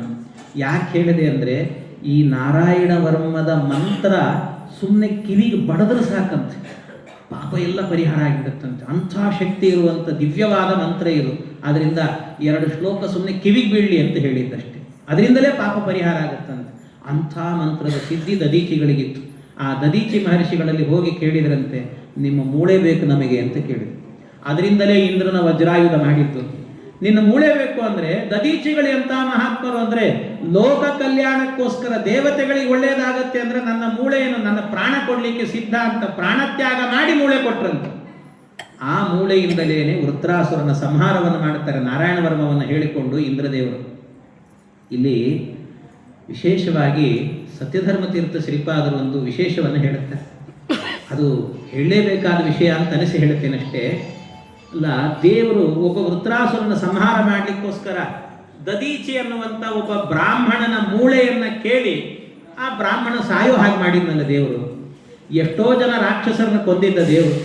ಕೊಲ್ಲಬೇಕಾದ್ರೆ ನರಸಿಂಹಾವತಾರ ಅಂತ ಒಂದು ತಾಳಿದ್ದಾನೆ. ಹಿರಣ್ಯಕಶಿಪು ಹಿರಣ್ಯಾಕ್ಷನನ್ನು ಕೊಲ್ಲಲಿಕ್ಕೆ ವರಾಹ ಅವತಾರದಿಂದ ಬಂದಿದ್ದಾನೆ. ಒಂದೊಂದು ರೂಪ ತಾಳಿದ್ದಾನೆ. 10 ಅವತಾರವನ್ನು ತಾಳಿದವನಿಗೆ 11ನೇ ಅವತಾರ ತಾಳೋದು ದೊಡ್ಡದಾಗಿತ್ತ. ಈಗಾಗಲೇ ದಶಾವತಾರದ ಉಪಾಸನೆ ಮಾಡೋರು ನಮಗೆ ಇನ್ನೊಂದು ಅನುಗ್ರಹ ಆಗ್ತಿತ್ತು, ಏಕಾದಶಾವತಾರ ಅಂತ ಮಾಡ್ತಿದ್ವಿ. ತಾನೇ ಬಂದು ವೃತ್ರಾಸುರನ ಸಂಹಾರ ಮಾಡಿ ಹೋಗ್ಬಿಡ್ಬೋದಿತ್ತು. ಆದರೆ ಈ ಬ್ರಾಹ್ಮಣನ ಕೊಂದು ಅವನ ಮೂಳೆಯನ್ನು ಇಸುಕೊಂಡು ಅದರಿಂದ ಆಯುಧ ಮಾಡಿ ಕೊಲ್ಲು ಅಂತ ಇಷ್ಟೆಲ್ಲ ಯಾಕೆ ಮಾಡಿದ ದೇವರು? ಸತ್ಯಧರ್ಮರು ಎಷ್ಟು ಸುಂದರವಾಗಿ ಬರೀತಾರೆ. ಅವ್ರು ಹೇಳ್ತಾರೆ, ಇಲ್ಲಿ ಜಗತ್ತಿಗೊಂದು ತತ್ವ ತಿಳಿಸ್ಲಿಕ್ಕೋಸ್ಕರ ಮಾಡಿದ್ದಂತೆ ಪರಮಾತ್ಮ. ಏನದು ತತ್ವ ಅಂದರೆ, ಎಲ್ಲರೂ ಜಗತ್ತಲ್ಲಿ ಏನು ತಿಳ್ಕೊಂಡಿದ್ದಾರೆ ಅಂದರೆ, ಬ್ರಾಹ್ಮಣ ಅಂದ ಕೂಡಲೇ ಬ್ರಾಹ್ಮಣ ಬಂದ ಅಂದರೆ ಸಾಕು ಕೈ ಒಡ್ಡುತ್ತಾನೆ, ದಾನ ದಾನ ದಾನ ಅಂತ ತಗೊಳ್ತಾನೆ. ಯಾವಾಗಲೂ ಕೂಡ ಬ್ರಾಹ್ಮಣ ಕೈಗೊಟ್ಟಿ ತೆಗೆದುಕೊಳ್ಳುವವನೇ ಹೊರತು ಕೊಡುವವನಲ್ಲ ಅಂತ ತಿಳಿದಿದ್ದೀರಿ. ಜಗತ್ತಿಗೆ ಕಷ್ಟ ಅಂತ ಬಂದಾಗ ಜಗತ್ತಿನ ಮಂಗಳಕ್ಕೋಸ್ಕರವಾಗಿ ಪ್ರಾಣತ್ಯಾಗಕ್ಕೂ ಕೂಡ ಬ್ರಾಹ್ಮಣ ಸಿದ್ಧನಿದ್ದಾನೆ ಅನ್ನೋದನ್ನು ತೋರಿಸಬೇಕಿತ್ತಂತೆ. ಅದಕ್ಕೋಸ್ಕರ ಬ್ರಾಹ್ಮಣರ ಮೇಲಿನ ಕಾರುಣ್ಯದಿಂದ ಭಗವಂತ ಅವರು ಸಾಯುವಂತೆ ಮಾಡಿ ಮೂಳೆಯನ್ನು ಕೊಡಿಸಿದಂತೆ ದೇವರು. ಇದು ಭಗವಂತನಿಗೆ ಜಗತ್ತಿಗೆ ತೋರಿಸಬೇಕಿತ್ತು ಬ್ರಾಹ್ಮಣನ ಕಾರುಣ್ಯ ಎಂತಹದ್ದು ಅಂತ. ಜಗತ್ತಿನ ಮಂಗಳಕ್ಕೋಸ್ಕರ ಪ್ರಾಣತ್ಯಾಗಕ್ಕೆ ಸಿದ್ಧ ಇದ್ದಾನೆ ಅಂತ, ಅದಕ್ಕೋಸ್ಕರ ಮಾಡಿದ್ದಂತೆ ಪರಮಾತ್ಮ ಅಂತ ಹೇಳ್ತಾರೆ. ಹೀಗೆ ಇದನ್ನೆಲ್ಲ ತೋರಿಸ್ತಾ ಮುಂದೆ ಆಗಬೇಕಾದ್ರೆ ವಿಶೇಷವಾಗಿ ಎಲ್ಲ ಆದ ಮೇಲೆ ಈ ಹಿರಣ್ಯಾಕ್ಷನನ್ನು ಕೊಂದಂಥ ಭಗವಂತ ಹಿರಣ್ಯಕಶಿಪುವನ್ನು ಏನು ಮಾಡಿದ ಅಂತ ಕೇಳಿದ. ಹಿರಣ್ಯಕಶಿಪುವನ್ನು ಏನು ಮಾಡಿದ ಅಂತ ಕೇಳುವಾಗ ಆ ಸಂದರ್ಭದಲ್ಲಿ ಹೇಳ್ತಾರೆ, ಹಿರಣ್ಯಕಶಿಪು ದೇವರನ್ನು ಕೊಲ್ಲಬೇಕು ಅಂತ ತಪಸ್ಸು ಮಾಡಿದ್ದಂತೆ. ಮಂದರ ಪರ್ವತಕ್ಕೆ ಹೋಗಿ ಒಂಟಿ ಕಾಲಲ್ಲಿ ನಿಂತುಕೊಂಡು ತಪಸ್ಸು ಮಾಡಿದ್ದಂತೆ. ಅವನ ದೇಹದ ಮೇಲೆಲ್ಲ ಹುತ್ತ ಬೆಳೀತು. ಈ ತಲೆಯ ಮೇಲಿಂದ ಬೆಂಕಿ ಕಿಡಿ ಹಾರುತ್ತಿತ್ತಂತೆ. ಆ ಕಿಡಿ ಹಾರಿದ್ರೆ ಮೇಲಿರುವ ಗ್ರಹ ನಕ್ಷತ್ರಗಳೆಲ್ಲ ಉದುರಿ ಕೆಳಗೆ ಬೀಳ್ತಿದ್ವಂತೆ. ಇದನ್ನು ನೋಡಿ ದೇವತೆಗಳೆಲ್ಲ ಏನು ಮಾಡಿದ್ರಂತೆ, ದೇವತೆಗಳು ಬಂದು ಬ್ರಹ್ಮದೇವರಿಗೆ ಹೇಳಿದರು, ಬೇಗ ಅವನಿಗೆ ವರ ಕೊಟ್ಟು ಹಾಳಾಗಿ ಹೋಗ್ಲಿ ಅವನು ಅಂತ. ಆಗ ಬ್ರಹ್ಮದೇವರು ಬಂದು ಕೇಳಿದ್ರಂತೆ, ಅವನನ್ನು ಪ್ರೋಕ್ಷಣೆ ಮಾಡುವಾಗ ನೀರನ್ನು, ಅವನ ದಿವ್ಯ ದೇಹ ಬಂತು ಅವನಿಗೆ. ಕೇಳಿದರು ಏನು ಬೇಕು ಅಂತ. ಸಾವೇ ಬರಬಾರ್ದು ಅಂದ. ಅದು ನನಗಾಗಲ್ಲ, ನನಗೂ ಒಂದು ದಿವಸ ಸಾವಿದೆ ಅಂತ ಹೇಳಿದ. ಅದಕ್ಕೇನು ಮಾಡಬೇಕಾಗಾದ್ರೆ, ಅದಕ್ಕೆ ಕೇಳಿದಂತೆ, ಇಲ್ಲ ಹಾಗಾದ್ರೆ ಒಂದು ಕೆಲಸ ಮಾಡಿ, ಏನು ಅಂದರೆ ನನಗೆ ಹಗಲು ಸಾವು ಬರಬಾರ್ದು, ರಾತ್ರಿ ಸಾವು ಬರಬಾರ್ದು, ನಾನು ಹೊರಗೆ ಸಾಯಬಾರ್ದು, ಒಳಗೆ ಸಾಯಬಾರ್ದು, ಮೇಲೆ ಸಾಯಬಾರ್ದು, ಕೆಳಗೆ ಸಾಯಬಾರ್ದು, ಎಲ್ಲೂ ಸಾಯಬಾರ್ದು, ನನಗೆ ಆಯುಧಗಳಿಂದ ಸಾವು ಬರಬಾರ್ದು, ನರರಿಂದ ಸಾವಿಲ್ಲ, ಮೃಗಗಳಿಂದ ಸಾವಿಲ್ಲ, ಇಂಥ ವರ ಕೊಡಿ ಅಂತ. ಆಯಿತು ಅಂತ ತಥಾಸ್ತು ಅಂದ್ರಂತೆ. ವರ ಕೊಟ್ಟರು ಅವನಿಗೆ. ಆ ವರವನ್ನು ಕೊಟ್ಟಾಗ ಆಯಿತು ಅಂತ ಸ್ವೀಕಾರ ಮಾಡಿದ. ಹೋದ ಇವನು. ಮೊದಲು ಮಾಡಿದ ಕೆಲಸ ಏನು ಅಂದರೆ, ಎಲ್ಲ ಕಡೆಯಲ್ಲೂ ಕೂಡ ದೇವರನ್ನು ಹುಡುಕಿದ, ಸಿಗಲಿಲ್ಲ. ದೇವರ ಜೊತೆಗೆ ಯುದ್ಧ ಮಾಡಲಿಕ್ಕೆ ದೇವರು ಸಿಗದೇ ಇದ್ದಾಗ ಮೊದಲು ಮಾಡಿದ್ದೇನು ಅಂದರೆ, ಬ್ರಾಹ್ಮಣರ ವಟಾರಗಳಿಗೆಲ್ಲ ಬೆಂಕಿ ಕೊಟ್ಟನಂತೆ. ಯಾಕೆ ಅಂದರೆ ಒಂದು ಗೊತ್ತಿತ್ತು ಅವನಿಗೆ, ವಿಷ್ಣು ಬ್ರಾಹ್ಮಣ ರೂಪೇಣ ಶಶ್ವಚ್ಚರತಿ ಭೂತಲೆ ಅಂತ. ಜಗತ್ತಿನಲ್ಲಿ ನಾವೆಲ್ಲ ತಿಳ್ಕೊಂಡಿರ್ತೀವಿ, ನಾವು ನಿತ್ಯ ದೇವರಿಗೆ ಮಂಗಳಾರತಿ ಮಾಡೇ ಮಾಡ್ತಿರ್ತೀವಿ. ನಮ್ಮ ಮನೆಗೆ ಯಾಕೋ ಬರಲಿಲ್ಲ ದೇವರು, ಎಷ್ಟು ಪೂಜೆ ಮಾಡಿದ್ದೀರಿ, ದೇವರಿಗೆ ನಮ್ಮ ಮೇಲೆ ಕರುಣೆನೇ ಇಲ್ಲ ಅಂತಿರ್ತೀವಿ. ದೇವರು ಹಾಗೆಲ್ಲ ಬರುವುದಿಲ್ಲಂತೆ. ಹೇಗೆ ಬರ್ತಾನೆ ಅಂದರೆ, ವಿಷ್ಣು ಬ್ರಾಹ್ಮಣ ರೂಪೇಣ ಶಶ್ವಚ್ಚರತಿ ಭೂತಲೆ ಅಂತ, ಬ್ರಾಹ್ಮಣರ ರೂಪದಿಂದ ಮನೆಗೆ ಬರ್ತಾನಂತೆ ಪರಮಾತ್ಮ. ಅದರಿಂದ ಯಾರಾದರೂ ಬ್ರಾಹ್ಮಣರು ಮನೆಗೆ ಬಂದರೆ ಬೇಜಾರು ಮಾಡ್ಕೋಬಾರದಂತೆ. ಯಾಕೆ ಅಂದರೆ, ಸಾಕ್ಷಾತ್ ಭಗವಂತ ಬಂದಿದ್ದಾನೆ, ನಾವು ನಮಸ್ಕಾರ ಮಾಡ್ಬೋದು ಅವನಿಗೆ ಅಂತ ತಿಳ್ಕೋಬೇಕಂತೆ. ಹಾಗೆ ಇದು ಅವನಿಗೆ ಗೊತ್ತಿತ್ತು. ಅದಕ್ಕೆ ಬ್ರಾಹ್ಮಣರನ್ನು ಕೊಂದರೆ ದೇವರನ್ನು ಕೊಂದಂತೆ ಅಂತ ಎಲ್ಲ ಬ್ರಾಹ್ಮಣರಿಗೆ ಬೆಂಕಿ ಹಚ್ಚಿದ್ನಂತೆ, ಕೊಲ್ಲಿಕ್ಕೆ ಶುರು ಮಾಡಿದ್ನಂತೆ. ಎಲ್ಲ ನಡೀತಿತ್ತು ಅನರ್ಥಗಳು. ಆಗ ದೇವತೆಗಳೆಲ್ಲ ಹೇಳಿದರು, ಇವನನ್ನು ಸಂಹಾರ ಮಾಡಬೇಕು ಅಂತ. ಮಾಡುತ್ತೇನೆ. ಯಾವಾಗ ಅಂದರೆ, ನಿರ್ವೈರಾಯ ಪ್ರಶಾಂತಾಯ ಸ್ವಸುತಾಯ ಮಹಾತ್ಮನೇ ಪ್ರಹ್ಲಾದಾಯ ಯದಾದೃಕ್ಯತ್ ಹನಿಶೇಪಿ ವರೋರ್ಜಿತಂ. ತನ್ನ ಭಕ್ತನಾದಂತಹ ನನ್ನ ಭಕ್ತ ಪ್ರಹ್ಲಾದ ಇದ್ದಾನಲ್ಲ, ಅವನಿಗೆ ಯಾವಾಗ ತೊಂದರೆ ಕೊಡ್ತಾನೆ ಅವನ ಮಗನಿಗೆ, ಆಗ ಇವನಿಗೆ ಎಂಥ ವರ ಇದ್ರೂ ಸಂಹಾರ ಮಾಡುತ್ತೇನೆ ಎಂದು ಭಗವಂತ. ಆಯಿತು ಅಂದರು. ಆಯಿತು ಅಂತ ಅವನಿಗೆ ಪ್ರಹ್ಲಾದ ಅನ್ನುವ ಮಗ ಹುಟ್ಟಿದ್ದ. ಆ ಮಗನನ್ನು ಷಂಡಾಮರ್ಕರು ಅನ್ನುವಂತಹ ಇಬ್ಬರು ಶುಕ್ರಾಚಾರ್ಯ ಮಕ್ಕಳು ವಿದ್ಯಾಪೀಠ ನಡೆಸ್ತಿದ್ರು. ಆ ಗುರುಕುಲದಲ್ಲಿ ಅಧ್ಯಯನಕ್ಕೆ ಕಳಿಸಿದ್ರಂತೆ. ಅಲ್ಲಿ ಅಧ್ಯಯನ ಮಾಡ್ತಿದ್ರು. ಇವರು ಷಂಡಾಮರ್ಕರು ಸರಿಯಾಗಿ ಪಾಠ ಮಾಡ್ತಿರ್ಲಿಲ್ಲ, ಎಲ್ಲಿ ಸಿಕ್ಕರಲ್ಲಿ ಹೋಗ್ತಾನೆ ಇದ್ರಂತೆ. ಯಾಕೆ ಅಂದರೆ, ಪೌರೋಹಿತ್ಯ ದುಡ್ಡು ಬರ್ತದೆ ಅಂತ ಹೋಗಿಬಿಡೋರು ಅವರು. ಇಲ್ಲಿ ಪಿರಿಯಡ್ ಎಲ್ಲ ವೇಸ್ಟ್ ಆಗ್ತಿತ್ತು. ಆಗ ಮೊಟ್ಟ ಮೊದಲಿಗೆ ಜಗತ್ತಿನಲ್ಲೇನೆ ಸ್ಟೂಡೆಂಟ್ ಯೂನಿಯನ್ ಅಂತ ಶುರುವಾದದ್ದೇ ಪ್ರಹ್ಲಾದರಾಜರಿಂದ. ಅವ್ರು ಮೊದಲು, ಇವತ್ತೆಲ್ಲ ಯೂನಿಯನ್ ಶುರುವಾಗಿದೆ, ಯಾವ್ದ್ಯಾವುದಕ್ಕೂ ಮಾಡುತ್ತಾರೆ. ಅವ್ರು ಮಾಡಿದ್ದು ಯಾಕೆ ಅಂದರೆ, ನಮ್ಮ ಪಿರಿಯಡ್ ವೇಸ್ಟ್ ಆಗ್ತಾ ಇದೆ, ಹಾಗೆ ವೇಸ್ಟ್ ಆಗಬಾರ್ದು, ನಾವು ಸಾಧನೆ ಮಾಡಿಕೊಳ್ಬೇಕು, ಅಧ್ಯಯನ ಮಾಡಬೇಕು ಅನ್ನೋದಕ್ಕೋಸ್ಕರ ಒಂದು ಸ್ಟೂಡೆಂಟ್ ಯೂನಿಯನ್ ಆರಂಭ ಮಾಡಿದ್ರಂತೆ ಪ್ರಹ್ಲಾದರಾಜರು. ಮಾಡಿ ಅಧ್ಯಾತ್ಮದ ಪಾಠವನ್ನು ಮಾಡಿಸಿದ್ರಂತೆ. ಎಲ್ರಿಗೂ ತಾವೇ ಪಾಠವನ್ನು ಮಾಡಿದರು, ಎಲ್ರಿಗೂ ಕೂಡ ಉದ್ಧಾರ ಮಾಡಿಬಿಟ್ರು. ಎಲ್ರಿಗೂ ಪಾಠಗಳನ್ನು ಮಾಡುವಾಗ ಒಂದು ದಿವಸ ಮನೆಗೆ ಕರೆದಂತೆ ಅಪ್ಪ. ಕರೆದು ಕೇಳಿದಂತೆ ತೊಡೆ ಮೇಲೆ ಕೂಡಿಸ್ಕೊಂಡು, ಏನು ಕಲ್ತಿದ್ದಿ, ನೀನು ಮನಸ್ಸಿಗೆ ಹಿಡಿಸಿದ ಪಾಠ ಯಾವುದು ಅಂತ. ಕೆಲವು ಒಂದೊಂದು ಮಕ್ಕಳು ಏನಿರ್ತಾವಲ್ಲ, ಓದ್ತಿರ್ತಾರೆ. ಕೆಲವರಿಗೆ ಮ್ಯಾಥ್ಸ್ ಮಾತ್ರ ಇಷ್ಟ ಆಗ್ತಿರ್ತದೆ, ಕೆಲವರಿಗೆ ಫಿಸಿಕ್ಸೇ ಇಷ್ಟ ಆಗ್ತಿರ್ತದೆ, ಕೆಲವರಿಗೆ ಬಯೋನೇ ಇಷ್ಟ ಆಗ್ತಿರ್ತದೆ. ನಂಗೆ ಯಾಕೋ ಫಿಸಿಕ್ಸ್ ಇಷ್ಟ ಇಲ್ಲರಿ, ನಮಗೆ ಬಯೋ ಭಾಳ ಇಷ್ಟ ಅಂತಿರ್ತಾರೆ. ಅದು ಯಾಕೆ ಅಂತಂದರೆ, ಹೀಗೆ ಕೆಲವ್ರಿಗೆ ಆಗ್ತಿರ್ತದಲ್ಲ, ಹಾಗೆ ನಿನ್ನ ಮನಸ್ಸಿಗೆ ಹಿಡಿಸಿದ ಪಾಠ ಯಾವುದು ಅಂತ ಕೇಳಿದನಂತೆ. ಕೇಳಿದ್ದಕ್ಕೆ ಪ್ರಹ್ಲಾದರಾಜರು ಕೆಳಗಿಳಿದ್ರು, ತೊಡೆಯಿಂದ ಎರಡು ಕೈ ಜೋಡಿಸಿದ್ರು, ಮೇಲೆ ಕೈ ಹಿಡ್ಕೊಂಡ್ರಂತೆ. ಹರಯೇ ನಮಃ ಅಂದ್ರು ಒಂದು ಸರ್ತಿ. ಏನು ಅಂತ ಹೇಳಿದ್ರೆ, ಅಪ್ಪ ನನಗೆ ಮನಸ್ಸಿಗೆ ಒಂದೇ ಒಂದು ಪಾಠ ಹಿಡಿಸಿದೆ. ಏನದು? ಹಿತ್ವಾತ್ಮ ಪಾತಂ ಗೃಹಮಂಧ ಕೂಪಂ ವನಂ ಗತೋ ಯದ್ಧರಿಮಾಶ್ರಯೇತ. ಅಪ್ಪ, ನಿನ್ನ ಮನೆ ಬಿಟ್ಟು ಕಾಡಿಗೆ ಹೋಗಿ ಹರಿ ಹರಿ ಅಂತ ಹರಿನಾಮ ಸ್ಮರಣೆ ಮಾಡಬೇಕು ಅನ್ನಿಸ್ತಿದೆ, ಇದೇ ನನ್ನ ಮನಸ್ಸಿಗೆ ಹಿಡಿಸಿದ ಪಾಠ ಅಂತಂದ್ರು ಅವರು. ಯಾಕೋ ನನ್ನ ಮನೆಯಲ್ಲಿ ಏನು ಕಡಿಮೆ ಆಗಿದೆ ನಿನಗೆ ಅಂತ ಕೇಳಿದರೆ, ಎಲ್ಲ ತುಂಬಿ ತುಳುಕ್ತಾ ಇದೆ, ಒಂದೇ ಒಂದಿಲ್ಲ. ಏನು? ಹರಿನಾಮ ಚಿಂತನೆಯ ವಾತಾವರಣ ಇಲ್ಲ.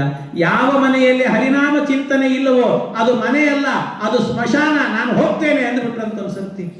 ಅವ್ರು ಹೇಳಿದರು, ಇಲ್ಲ, ಯಾರೋ ನನ್ನ ಮಗನ ತಲೆ ಕೆಡಿಸಿದ್ದಾರೆ ವೈಷ್ಣವರು ಬಂದು, ನಿಜವಾಗಲೂ ಅಂಥವನಲ್ಲ, ಕರ್ಕೊಂಡು ಹೋಗಿ ಸರಿಯಾಗಿ ಪಾಠ ಮಾಡಿ ಅವನಿಗೆ ಅಂದರು. ಹೋದ. ಹೋಗಿ ಇನ್ನೂ ಸ್ವಲ್ಪ ದಿವಸ ಅಧ್ಯಯನ ಆಯಿತು. ಮತ್ತೆ ಇನ್ನೊಂದು ದಿವಸ ಕರೆಸಿದಂತೆ. ಇನ್ನೊಂದು ದಿವಸ ಕರೆಸಿ ಏಕಾಂತದಲ್ಲಿ ಕರೆಸಿ ಕೇಳಿದ. ಈಗ ಕೇಳುವಾಗ ಜಾಗೃತನಾದ.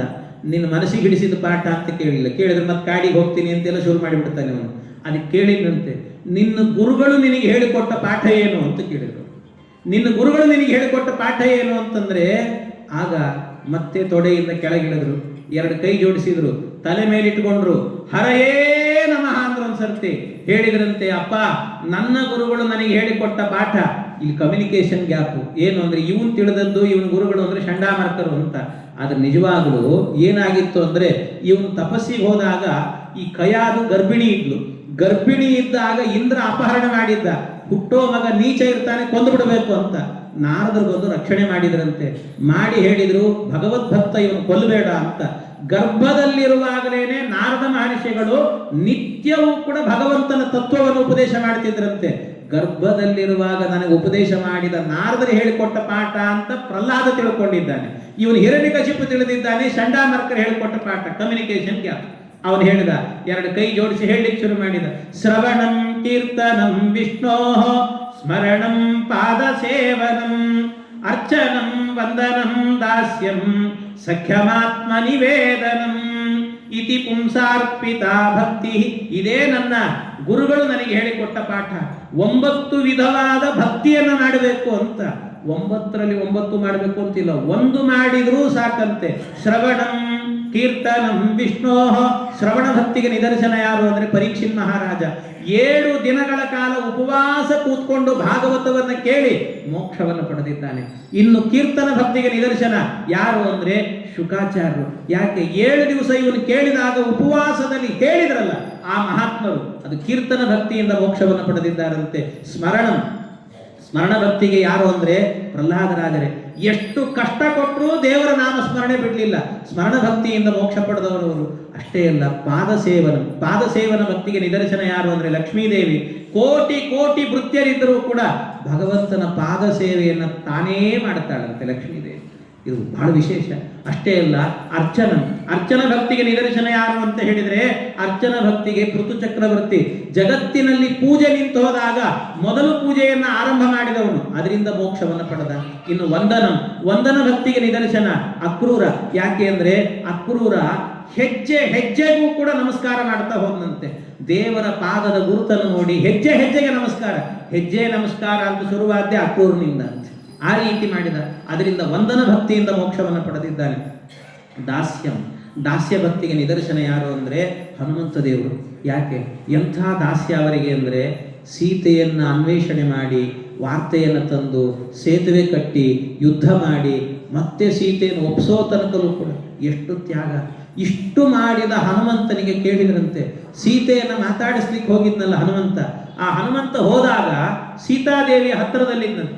ಆಗ ಸೀತೆಗೆ ಡೈರೆಕ್ಟ್ ಆಗಿ ಹೋದರೆ ಹೆದರಿಕೆ ಆಗತ್ತೆ ಅಂತ ಮರದ ಮೇಲೆ ಕೂತ್ಕೊಂಡು ರಾಮನ ಗುಣಗಾನ ಮಾಡಿದಂತೆ. ಎಷ್ಟು ಅದ್ಭುತವಾಗಿ ರಾಮನ ಗುಣಗಾನ ಮಾಡಿದ. ಅದನ್ನು ಕೇಳಿ ಸೀತೆ ಅವನ ಮೇಲಿದ್ದವನ್ನ ಕೆಳಗಿಳಿಸಿದ್ದಂತೆ. ಹನುಮಂತನ ಕೆಳಗಿಳಿಸಿ, ಯಾರಾದರೂ ದೇವರ ಕಥೆ ತುಂಬ ಚೆನ್ನಾಗಿ ಹೇಳಿದ್ರು ಅಂದ್ರೆ ಅವ್ರಿಗೇನಾದ್ರೂ ಕೊಡಬೇಕಂತೆ. ಸೀತೆ ಹೇಳಿದಂಥ ವಿಷಯ ಏನಾದರೂ ಕೊಡಬೇಕು. ಅದಕ್ಕೆ ಸಂತೋಷ ತಡಿಲಿಕ್ಕಾಗಲಿಲ್ಲ. ಏನು ಕೊಡೋದು? ಅಲ್ಲಿ ಹೋಗಿ ಕೂತಿದ್ದಾಳೆ ಲಂಕಾಪಟ್ಟಣದಲ್ಲಿ, ಕೈಯಲ್ಲಿ ಏನಿಲ್ಲ ಕೊಡ್ಲಿಕ್ಕೆ. ಏನು ಕೊಡಬೇಕು? ತಾನು ಕೂತಂತ ಒಂದು ಮರ ಇತ್ತಲ್ಲ, ಆ ಮರಕ್ಕೆ ಒಂದು ಬಳ್ಳಿ ಹಬ್ಬಿಕೊಂಡಿತ್ತಂತೆ. ಆ ಬಳ್ಳಿಯನ್ನು ಕಿತ್ತಿ ಒಂದು ಮಾಲೆ ಮಾಡಿದಂತೆ. ಮಾಲೆ ಮಾಡಿ, ಹನುಮಂತ ಎಷ್ಟು ಅದ್ಭುತವಾಗಿ ರಾಮನ ಗುಣಗಾನ ಮಾಡಿದೆ ನೀನು, ಇದು ತಗೋ ನಿನಗೆ ಸನ್ಮಾನ ಅಂತ ಆ ಬಳ್ಳಿಯನ್ನು ಹಾಕಿದ್ಲಂತೆ. ಅದೇ ಬಳ್ಳಿ ವಿಳ್ಳೆದೆಲೆಯ ಬಳ್ಳಿ. ಆವತ್ತಿನಿಂದಲೂ ಕೂಡ ಹನುಮಂತನಿಗೆ ವಿಳ್ಳೆದೆಲೆ ಸೇವೆಯನ್ನು ಮಾಡಿದರೆ ಸಾಕು, ಅದರಿಂದ ಏನಾಗತ್ತಂತೆ, ವಿಶೇಷವಾಗಿ ಹನುಮಂತ ಅನುಗ್ರಹ ಮಾಡ್ತಾನಂತೆ. ಸೀತೆ ನನಗೆ ಕೊಟ್ಟದ್ದು ಅದನ್ನು ನೆನಪಿಸಿದ್ದೀರಿ ನೀವು ಅಂತ ವಿಶೇಷ ಅನುಗ್ರಹ.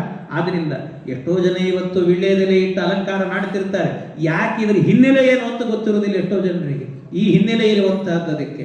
ಹಾಗೆ ಹನುಮಂತ ದೇವರು ಇಷ್ಟು ಮಾಡಿ ಬಂದಾಗ ರಾಮ ಕೇಳಿದ, ಹನುಮ ಏನೋ ಬೇಕು ನಿನಗೆ, ಕೇಳು ಅಂದ್ರೆ, ದೇವರೇ ನನಗೇನೂ ಬೇಡ, ಏನಾದರೂ ಕೇಳು ಅಂದ್ರೆ, ಅದಕ್ಕೆ ಕೊನೆಗೆ ಹೇಳಿದ್ರಂತೆ ಹನುಮಂತ ದೇವರು, ದೇವರೇ ಕೊಡೋದು ಅಂತ ಆದ್ರೆ ಒಳ್ಳೆ ಜೀವನ ಕೊಡು ನನಗೆ ಅಂದ್ರೆ. ಒಳ್ಳೆ ಜೀವನ ಅಂದ್ರೆ ನಮ್ಮ ಪ್ರಕಾರ ಏನು ಕಾರು ಬಂಗ್ಲೆ ಗಿಂಗ್ಲೆ ಇರಬೇಕು ಅಲ್ಲ. ಅವ್ರು ಹೇಳಿದ್ರಂತೆ, ಯಸ್ತೆ ಕಥಾ ಸೇವಕ ಏವ ಸರ್ವದಾ ಸದಾರತಿ ಸ್ವಯ್ಯ ಚಲೈಕ ಭಕ್ತಿ. ದೇವ್ರೆ ನನಗೇನು ಬೇಡ, ಎಷ್ಟೇ ಕಥಾ ಸೇವಕ ಏವ ಸರ್ವದ, ಸದಾ ನಿನ್ನ ಕಥೆಯನ್ನ ಕೇಳುವ ಯೋಗ ಕೊಡು ನನಗೆ, ಇನ್ನೇನು ಬೇಡ. ಕ್ಷಣ ಕ್ಷಣದಲ್ಲೂ ಪ್ರವರ್ಧತಾಂ ಭಕ್ತಿರಲಂ ಕ್ಷಣೇ ಕ್ಷಣೇ, ಕ್ಷಣ ಕ್ಷಣದಲ್ಲೂ ನಿನ್ನ ಪಾದದಲ್ಲಿ ಭಕ್ತಿ ಕೊಡು, ಇದು ಬಿಟ್ಟರೆ ನನಗಿನ್ನೇನು ಬೇಡ ಅಂದ್ರಂತೆ. ಇದು ಹನುಮಂತ ದೇವರು ಮಾಡಿದ ದಾಸ್ಯ ಭಕ್ತಿ. ಅದರಿಂದ ಮೋಕ್ಷ ಪಡೆದಿದ್ದಾರೆ. ದಾಸ್ಯಂ ಅರ್ಚನಂ ವಂದನಂ ಸಖ್ಯಂ ಸಖ್ಯಭಕ್ತಿಗೆ ನಿದರ್ಶನ ಯಾರು ಅಂತಂದ್ರೆ ಅರ್ಜುನ. ಯಾಕೆ ಅಂದ್ರೆ ಅರ್ಜುನ ಎಂಥ ಭಕ್ತಿ. ದುರ್ಯೋಧನ ಅರ್ಜುನ ಇಬ್ಬರು ಕೃಷ್ಣನ ಬಳಿಗೆ ಬಂದ್ರಂತೆ. ಬಂದು ಕೇಳಿದ್ರಂತೆ, ಕೃಷ್ಣ ನನ್ನ ಪಾರ್ಟಿಗೆ ಬರಬೇಕು, ನನ್ನ ಪಾರ್ಟಿಗೆ ಬರಬೇಕು. ಕೃಷ್ಣ ಹೇಳಿದ, ಒಂದು ಕಡೆ ಸಶಸ್ತ್ರವಾಗಿ ನನ್ನ ಯಾದವ ಕುಲ ಇದೆ, ಇನ್ನೊಂದು ಕಡೆ ಶಸ್ತ್ರವೇ ಹಿಡಿಯಲ್ಲ ನಾನಿದ್ದೇನೆ, ಯಾರು ಬೇಕು? ಈ ದುರ್ಯೋಧನ ಹೇಳಿದ, ಶಸ್ತ್ರ ಇರುವಂತಹ ಯಾದವ ಕುಲ ಬೇಕು ನನಗೆ, ಏನು ಇಲ್ಲದೆ ಇರುವಂಥ ದನಕಾಯಿ ಹುಡುಗ ನಿನ್ನನ್ನು ತಗೊಂಡು ನಾನೇನು ಮಾಡಲಿ ಅಂತ ಅವನು ಕರ್ಕೊಂಡು ಹೋದನಂತೆ. ಈ ಅರ್ಜುನ ಹೇಳಿದ, ಕೃಷ್ಣ ನನಗೆ ಯಾವ ಸೈನ್ಯವೂ ಬೇಡವಪ್ಪ, ನನಗೆ ನೀನೊಬ್ಬ ಸಾಕು, ನನ್ನ ಸುಖ ದುಃಖದಲ್ಲಿ ನೀನಿದ್ರೆ ಸಾಕು. ಸುಖವಾಗಲಿ ಬಹು ದುಃಖವಾಗಲಿ ಸಖನೀನಾಗಿರು ಪಾಂಡುರಂಗ, ನನ್ನ ಸಖನೀನಾಗಿರು ಸಾಕು, ನೀನು ಬೇಡ ಅಂತ ಸಖ್ಯ ಭಕ್ತಿಯನ್ನು ಮಾಡಿದಂಥ ಮಹಾತ್ಮ ಅರ್ಜುನ. ಇಷ್ಟೆಲ್ಲ ಮಾಡಿದರು. ಕೊನೆಯದಾಗಿ ಆತ್ಮನಿವೇದನ.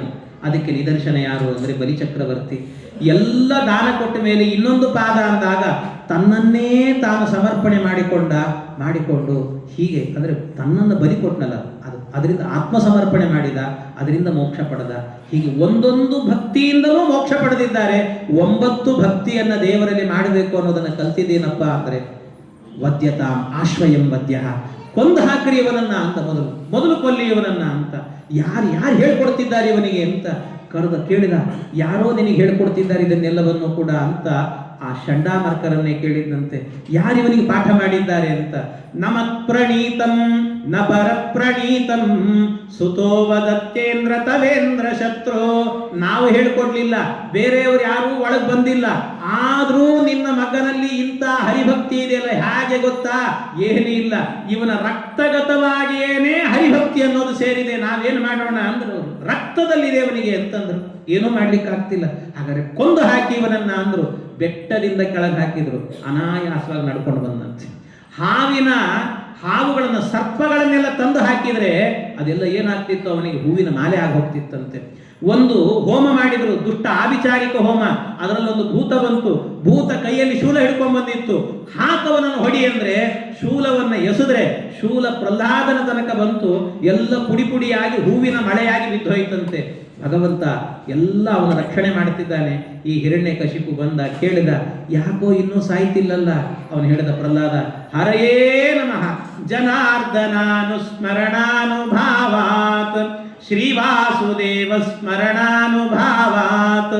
ಕೇವಲ ಭಗವಂತನ ನಾಮಸ್ಮರಣೆ ಮಾಡ್ತಿದ್ದೇನಪ್ಪ, ಅದೇ ನನ್ನನ್ನು ರಕ್ಷಣೆ ಮಾಡ್ತಾ ಇದೆ ಅಂದ. ಇದೇ ರಕ್ಷಣೆ ಮಾಡ್ತಿದೀಯ, ಹಾಗಾದ್ರೆ ನಿನ್ನನ್ನು ಹಾಗೀಗಲ್ಲ ಬೇರೆ ರೀತಿ ಕೊಲ್ತೇನೆ ಅಂತ ಪ್ರಹ್ಲಾದನನ್ನ ಸಣ್ಣ ಕೂಸು ಒಂದು ಪೆಟ್ಟಿಗೆ ಒಳಗೆ ಹಾಕಿದಂತೆ. ಆ ಪೆಟ್ಟಿಗೆ ಇನ್ನೊಂದು ಪೆಟ್ಟಿಗೆಗೆ, ಆ ಪೆಟ್ಟಿಗೆ ಇನ್ನೊಂದು ಪೆಟ್ಟಿಗೆಗೆ ಅಂತ ಮಾಡಿ ಒಂದು 20 ಪೆಟ್ಟಿಗೆಗಳನ್ನು ತಯಾರು ಮಾಡಿ ಅದನ್ನು ಸಮುದ್ರದ ಒಳಗೆ ಹಾಕಿದಂತೆ. ಮೇಲೆ ದೊಡ್ಡ ದೊಡ್ಡ ಕಲ್ಲುಗಳನ್ನು ಹಾಕಿದ, ಒಳಗೋಯ್ತು. ಇವನು ಬದುಕಲೇಬಾರದು ಅಂತ ಕಳಿಸ್ಬಿಟ್ರು. ಪ್ರಹ್ಲಾದರಾಜರು ಒಳಗಿದ್ದಾಗ ಪೆಟ್ಟಿಗೆಯಲ್ಲಿ ಗಡಗಡ ನಡುಕ್ತಾ ಇದ್ದಾರೆ. ಹೊರಗೆ ಬರಬೇಕು ಅಂತ ಯೋಚನೆ ಮಾಡ್ತಿದ್ದಾರೆ. ಯಾಕೆ ಅಂದರೆ ಉಸಿರುಗಟ್ಟುತ್ತೆ, ಉಸಿರು ನಿಂತು ಹೋಗುತ್ತೆ ಅಂತ ಅವರ ಯೋಚನೆ ಅಲ್ಲ. ಮತ್ತೇನಾಯ್ತು ಅವರಿಗೆ ಅಂದರೆ, ಆ ಕಾಲದಲ್ಲಿ ಅವರಿಗೆ ಬಂದ ಯೋಚನೆ, ಅಯ್ಯೋ ಸಂಧ್ಯಾ ಕಾಲ ಬರ್ತಾ ಇದೆ, ನಾನು ಸಂಧ್ಯಾ ವಂದನೆ ಮಾಡಬೇಕು ಅಂತ ಅನ್ನಿಸ್ತಂತೆ ಅವರಿಗೆ. ಆಗಲೂ ಕೂಡ ಅದು ಅನ್ನಿಸುವಾಗ ಹೊರಗೆ ಬರ್ಲಿಕ್ಕಾಗಲಿಲ್ಲ. ಒಳಗೆ ಕೈ ಜೋಡಿಸಿಕೊಂಡು ಮಂತ್ರ ಹೇಳಿದ್ರು, ಯಾಂ ಸದಾ ಸರ್ವಭೂತಾನಿ ಸ್ಥಾವರಾಣಿ ಚರಾಣಿ ಚ ಸಾಯಂ ಪ್ರಾತರ್ ನಮಸ್ಯಂತಿ ಸಾಮಾ ಸಂಧ್ಯಾಭಿರಕ್ಷತು. ಇದನ್ನೆಲ್ಲ ಹೇಳಿದ್ದು ಪ್ರಹ್ಲಾದರಾಜರು ಹೇಳಿದಂಥ ಮಂತ್ರಗಳು. ನಾವೆಲ್ಲ ಸಂಧ್ಯಾ ವಂದನೆಯಲ್ಲಿ ಹೇಳ್ತೀವಿ ಇದನ್ನು ಹೇಳಿದರು.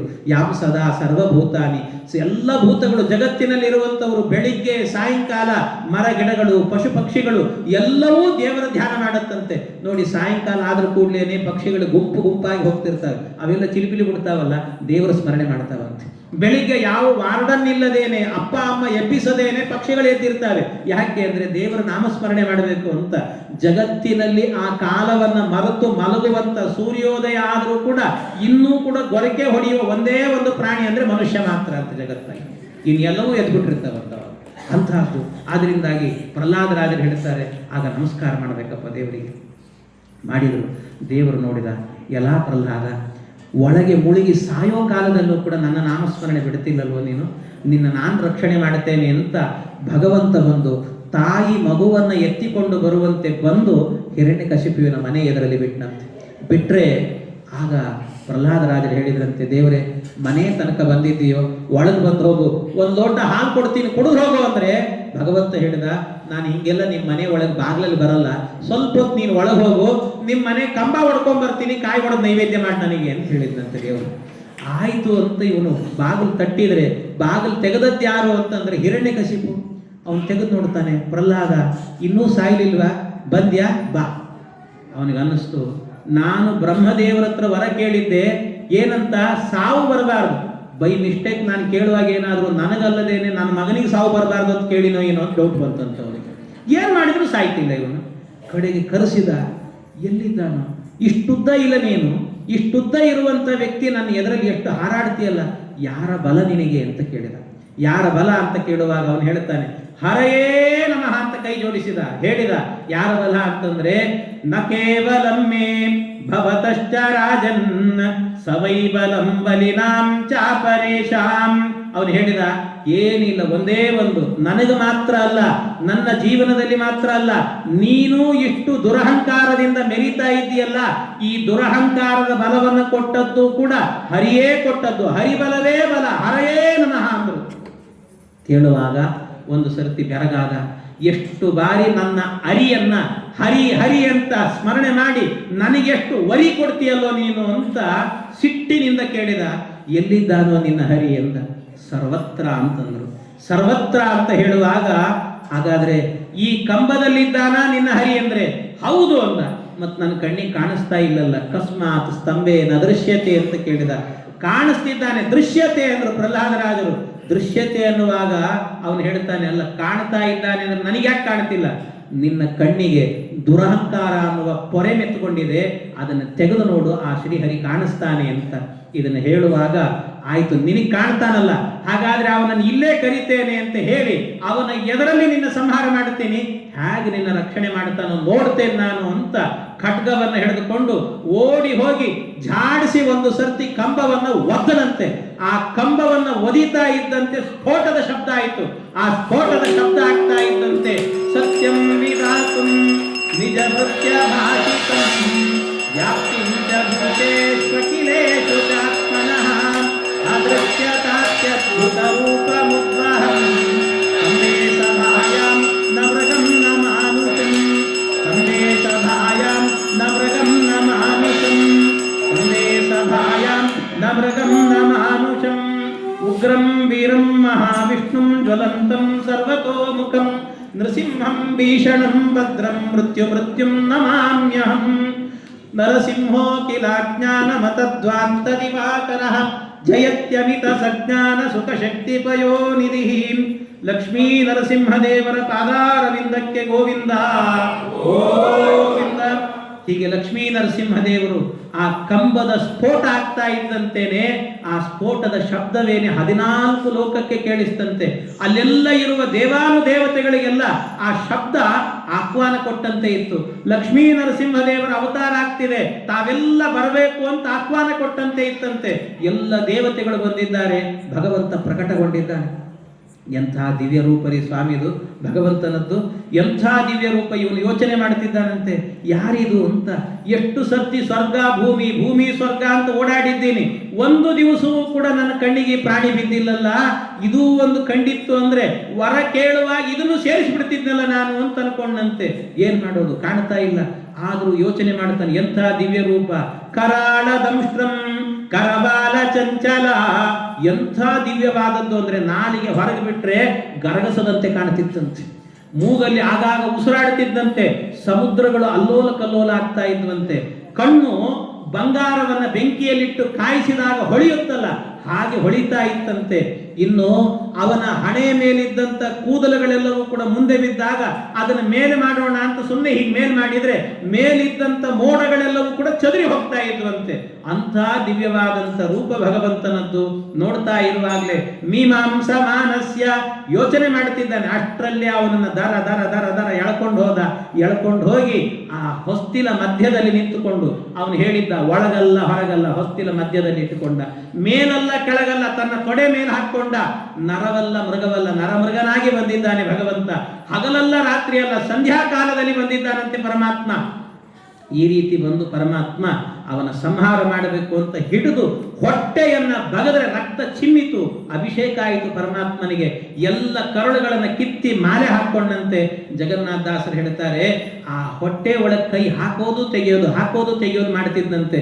ಯಾಕೆ ಅಂದ್ರೆ ಈ ಒಂದು ಹೊಟ್ಟೆಯಿಂದಲೇನೆ ಪ್ರಹ್ಲಾದ ಅನ್ನೋ ಒಂದು ರತ್ನ ಹೊರಗೆ ಬಂದಿದೆ, ಇನ್ನೆಷ್ಟು ರತ್ನ ಇದ್ದ ಹುಡುಕಿ ಬಿಡೋಣ ಅಂತ ಹುಡುಕಿಬಿಟ್ಟಂತ ಒಂದ್ಸರ್ತಿ ಭಗವಂತ. ಏನೂ ಸಿಗಲಿಲ್ಲ ಅಂತ ಬಿಟ್ಟನಂತೆ ಭಗವಂತ. ಆಮೇಲೆ ಎಲ್ಲ ಆದ ನಂತರ ಕಡೆಯಲ್ಲಿ ಬ್ರಹ್ಮದೇವರು ಬಂದರು, ಸ್ತೋತ್ರ ಮಾಡಿದರು, ಆಗಲಿಲ್ಲ ಸಮಾಧಾನ. ಕಡೆಯಲ್ಲಿ ಪ್ರಹ್ಲಾದರಾಜರನ್ನು ಮುಂದೆ ಕಳಿಸಿದ್ರಂತೆ, ಸ್ತೋತ್ರ ಮಾಡಿದರು. ಪ್ರಹ್ಲಾದರಾಜರು ಸ್ತೋತ್ರ ಮಾಡುವಾಗ ಆಗ ನಮಸ್ಕಾರ ಮಾಡಿದರೆ ಭಗವಂತ ಅವನ ರಟ್ಟೆ ಹಿಡಿದ ಮೇಲೆತ್ತಿ ಅವನ ತಲೆ ಮೇಲೆ ಕೈ ಇಟ್ಟನಂತೆ. ಪ್ರಹ್ಲಾದರಾಜರ ಕಣ್ಣಲ್ಲಿ ಧಾರಾಕಾರ ಕಣ್ಣೀರು ಹರಿದೋಯ್ತಂತೆ. ಪ್ರಹ್ಲಾದರಾಜರು ಹೇಳಿದರು, ಎಂಥ ಕಾರುಣ್ಯವ ನಿಂದು. ಯಾಕೆ ಅಂದರೆ ಜೀವನದಲ್ಲಿ ಭಕ್ತರನ್ನ ಉದ್ಧಾರ ಮಾಡ್ತಿ ಅನ್ನೋದಕ್ಕೆ ನಾನು ಸಾಕ್ಷಿ ನೋಡು ಅಂದರು. ಯಾಕೆ? ನೀನು ಅನುಗ್ರಹ ಮಾಡಬೇಕು ಅಂದರೆ ಜಾತಿ ನೋಡಲ್ಲ, ಮತ ನೋಡಲ್ಲ, ಪಂಥ ನೋಡಲ್ಲ. ಯಾಕೆ? ನಾನು ದೈತ್ಯ ಕುಲದಲ್ಲಿ ಹುಟ್ಟಿದ ಹುಡುಗ, ನಾನು ನನ್ನ ತಲೆ ಮೇಲೆ ಕೈ ಇಟ್ಟು ಅನುಗ್ರಹ ಮಾಡಿದ್ದಿ ಅಂದರೆ ಎಂಥ ಕಾರುಣ್ಯವಪ್ಪ ನಿಂದು. ನೀನು ಅನುಗ್ರಹ ಮಾಡಲಿಕ್ಕೆ ಬರೀ ಭಕ್ತಿ ಒಂದೇ ಸಾಕು, ಮತ್ತೇನು ಬೇಡ ಅನ್ನೋದಕ್ಕೆ ನಾನೇ ಸಾಕ್ಷಿ ಎಂದರು. ಏನು ಬರಬೇಕು ನಿನಗೆ? ಏನು ಬೇಕು ಅಂದರೆ ಕೊನೆ ಕೇಳಿದರು, ನನಗೇನು ಬೇಡ. ಇಲ್ಲ ಏನಾದರೂ ಕೇಳು ಅಂದರೆ ಅವ್ರು ಹೇಳಿದ್ರಂತೆ ಪ್ರಹ್ಲಾದರಾಜರು, ಸ್ವಾಮಿ ನೀನು ಅಷ್ಟಾಗಿ ವರ ಕೊಡ್ತಿ ಅಂದರೆ ನನಗೊಂದು ಕೊಡು. ಏನು? ನಿನ್ನನ್ನು ಏನಾದರೂ ಕೇಳಬೇಕು ಅನ್ನುವ ಮನಸ್ಸು ನನಗೆ ಬರಬಾರದು, ಅಂಥ ವರ ಕೊಡು ಅಂತ ಹೇಳಿದ್ರಂತೆ. ಎಂಥ ವರ ಕೇಳಿದ? ಆದರೂ ಇಲ್ಲ, ಏನಾದರೂ ಕೇಳಬೇಕು ನೀನು ಅಂದರು. ಕೇಳಬೇಕು ಅಂದಾಗ ಪ್ರಹ್ಲಾದರಾಜರು ಹೇಳಿದ್ರಂತೆ, ಸ್ವಾಮಿ ಅಷ್ಟಾಗಿ ವರ ಕೊಡ್ತಿ ಅಂತಾದರೆ ಒಂದು ವರ ಕೊಡು. ಏನು? ನಮ್ಮಪ್ಪನ ಬದುಕಿಸು ಅಂತ ಹೇಳಲ್ಲ, ದುಷ್ಟ ಹೌದು, ಆದರೆ ಅವನಿಗೆ ಸದ್ಗತಿ ಕೊಡು ಅಂತ ಕೇಳಿ. ಸದ್ಗತಿ ಕೊಟ್ಬಿಡಿ, ಇನ್ನೇನು ಬೇಡ. ಪ್ರಹ್ಲಾದನಿಗೆ ಭಗವಂತ ಹೇಳ್ತಾನೆ, ಇದೊಂದು ವರ ನಾನು ಕೊಡಲ್ಲ ಅಂತ. ಕೊಡಲ್ಲ ನಾನು. ಯಾಕೆ ಸ್ವಾಮಿ? ನೀನೇ ಕೊಡ್ತೀನಿ ಅಂತ ಹೇಳಿದ್ದಲ್ಲ, ಕೇಳಿದ್ರೆ ಯಾಕೆ ಕೊಡಲ್ಲ ಅಂದರೆ ಭಗವಂತ ಹೇಳಿದ, ಪ್ರಹ್ಲಾದ ಇದನ್ನು ನಿನಗೆ ನಾನು ವರ ಕೊಟ್ಟು ನಿಮ್ಮ ಅಪ್ಪನಿಗೆ ಸದ್ಗತಿ ಆಗಬೇಕಾಗಿಲ್ಲಪ್ಪ. ನಿನ್ನಂತ ಮಗ ಹುಟ್ಟಿದ್ದರಿಂದಲೇ ಅವನಿಗೆ ಸದ್ಗತಿ ಆಗೋಗಿದೆ, ನಾನು ಯಾಕೆ ವರ ಕೊಡಬೇಕು ಅಂತ. ಒಬ್ಬ ಮಗನನ್ನ ಸುಸಂಸ್ಕೃತನನ್ನಾಗಿ ಬೆಳೆಸಿದರೆ ಅವನಿಗೆ ಸದ್ಗತಿ ಆಗತ್ತೆ ಅನ್ನೋದಕ್ಕೆ ಇದಕ್ಕಿಂತ ನಿದರ್ಶನ ಇನ್ನೇನು ಬೇಕು. ಕಡೆಯಲ್ಲಿ ಇಲ್ಲ ಮೋಕ್ಷ ಕೊಡ್ತೀನಿ ಬಾ ಅಂದರೆ ಪ್ರಹ್ಲಾದರಾಜರು ಹೇಳಿದರು, ದೇವರೇ ನನ್ನನ್ನು ನಂಬಿದ ದೈತ್ಯ ಬಾಲಕರಿದ್ದಾರೆ, ಅವ್ರನ್ನೆಲ್ಲ ಕರ್ಕೊಂಡು ಬರ್ತೀನಿ ಅಂದರೆ ಕಡೆಗೆ ಹೇಳಿದ್ರಂತೆ, ಬೇಡ, ಅವ್ರದ್ದು ಸಾಧನೆ ಆಗಿಲ್ಲ, ನಿಂದು ಮಾತ್ರ ಆಗಿದೆ, ಬಂದುಬಿಡು ಅಂದರೆ, ಸ್ವಾಮಿ ನಂದು ಆಗಿದೆ ಅಲ್ವಾ, ಉಳಿದವರೆಲ್ಲ ನನ್ನನ್ನೇ ನಂಬಿ ಕೂತಿದ್ದಾರೆ, ಅವರ ಸಾಧನೆ ಮಾಡಿಸ್ತೇನೆ. ಈಗ ಒಂದೆರಡು ಶ್ಲೋಕ ಪಾಠವನ್ನು ಮಾಡಿದ್ದೇನೆ, ಮುಂದೆ ನಾನೇ ವ್ಯಾಸರಾಜರಾಗಿ ಚಂದ್ರಿಕಾ, ತರ್ಕತಾಂಡವ, ನ್ಯಾಯಾಮೃತ ಗ್ರಂಥ ಬರೆದು ಅಧ್ಯಯನ ಮಾಡಿಸ್ತೀನಿ. ಆಮೇಲೆ ನಾನೇ ರಾಘವೇಂದ್ರ ಸ್ವಾಮಿಗಳಾಗಿ ಪರಿಮಳ ಗ್ರಂಥವನ್ನು ಬರೆದು ಎಲ್ಲರ ಕೈಯಿಂದ ಸುಧಾಮಂಗಳ ಮಾಡಿಸಿ ಕರ್ಕೊಂಡು ಬರ್ತೇನೆ. ಅಲ್ಲಿ ತನಕ ಬರೋದಿಲ್ಲ ಅಂತ ವೃಂದಾವನದಲ್ಲಿ ಸನ್ನಿಹಿತರಾಗಿ ಕೂತಿದ್ದಾರೆ ನಮಗಾಗಿ ಅಂತ ಹೇಳ್ತಾರೆ. ಹೀಗೆ ಅನುಗ್ರಹವನ್ನು ಪಡೆದಂಥ ಮಹಾತ್ಮರು. ಅದಕ್ಕೆ ನೀವು ನೋಡಿ, ಎಲ್ಲಿಯಾದರೂ ಕೂಡ ರಾಯರ ವೃಂದಾವನ ಇದ್ದರೆ ವೃಂದಾವನದ ಮೇಲೆ ಭಗವಂತನ ಒಂದು ವಿಗ್ರಹ, ವಿಶೇಷವಾಗಿ ನರಸಿಂಹದೇವರು ಇಡ್ತಾರಂತೆ. ಯಾಕೆ ಅಂದರೆ ನರಸಿಂಹದೇವರು ಹೇಳಿದ್ದಾರಂತೆ, ಮೇಲೆ ನನ್ನ ವಿಗ್ರಹ ಇಡ್ರಿ. ಯಾಕೆ? ಒಳಗೆ ರಾಯರು ಇರ್ತಾರಲ್ಲ, ಅವ್ರಿಗೆ ಆಗಾಗ ಹೇಳ್ತಿರ್ತೀನಿ, ರಾಯರೇ ನೀವು ಮೋಕ್ಷಕ್ಕೆ ಬರ್ತೀನಿ ಅಂತ ಹೇಳಿರಿ, ನೀವು ಯಾವಾಗ ಬರ್ತೀರಿ, ನಿಮ್ಮನ್ನು ಕರ್ಕೊಂಡು ಹೋಗ್ಲಿಕ್ಕೆ ನಾನು ವೆಯ್ಟ್ ಮಾಡ್ತಾ ಇದ್ದೀನಿ ಇಲ್ಲಿ ಅಂತ ಹೇಳಲಿಕ್ಕೋಸ್ಕರ ನನ್ನ ಇಡ್ರಿ ಅಂತ ಹೇಳ್ತಾರಂತೆ. ಅದಕ್ಕೋಸ್ಕರ ಕೂತಿರ್ತಾರಂತೆ ಅವರು. ಹೀಗೆ ಭಗವಂತನ ಅನುಗ್ರಹಕ್ಕೆ ವಿಶೇಷವಾಗಿ ಪಾತ್ರರಾದಂಥ ಮಹಾತ್ಮರು ಪ್ರಹ್ಲಾದರಾಜರು. ಇದೆಲ್ಲ ಆದ ನಂತರ ಮುಂದೆ ಭಗವಂತ ಅಂತರ್ಧಾನನಾಗ್ತಾನೆ.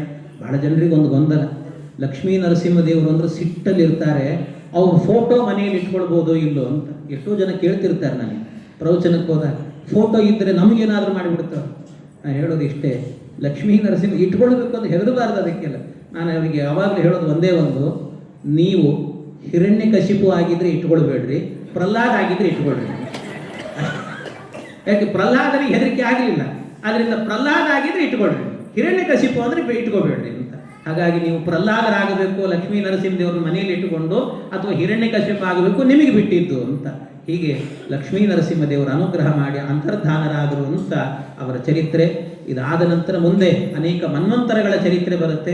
ಅದೆಲ್ಲ ಏನು ಅನ್ನೋದನ್ನು ಮತ್ತೆ ನಾಳೆ ದಿವಸ ಸೇರಿದಾಗ ಚಿಂತನೆ ಮಾಡೋಣ ಅಂತ ಹೇಳ್ತಾ, ಸ್ವಲ್ಪ ಕಥಾಭಾಗ ಮುಂದೆ ಹೋಗಲ್ಲ ಅಂತ ಸ್ವಲ್ಪ ಇವತ್ತು ಹೆಚ್ಚು ಸಮಯ ತಗೊಂಡೆ. ಅನಾನುಕೂಲಕ್ಕಾಗಿ ತಪ್ಪು ತಿಳಿಬಾರದು ಅಂತ ಕೇಳಿಕೊಳ್ತೇನೆ. ಕೃಷ್ಣ ಅರ್ಪಣ.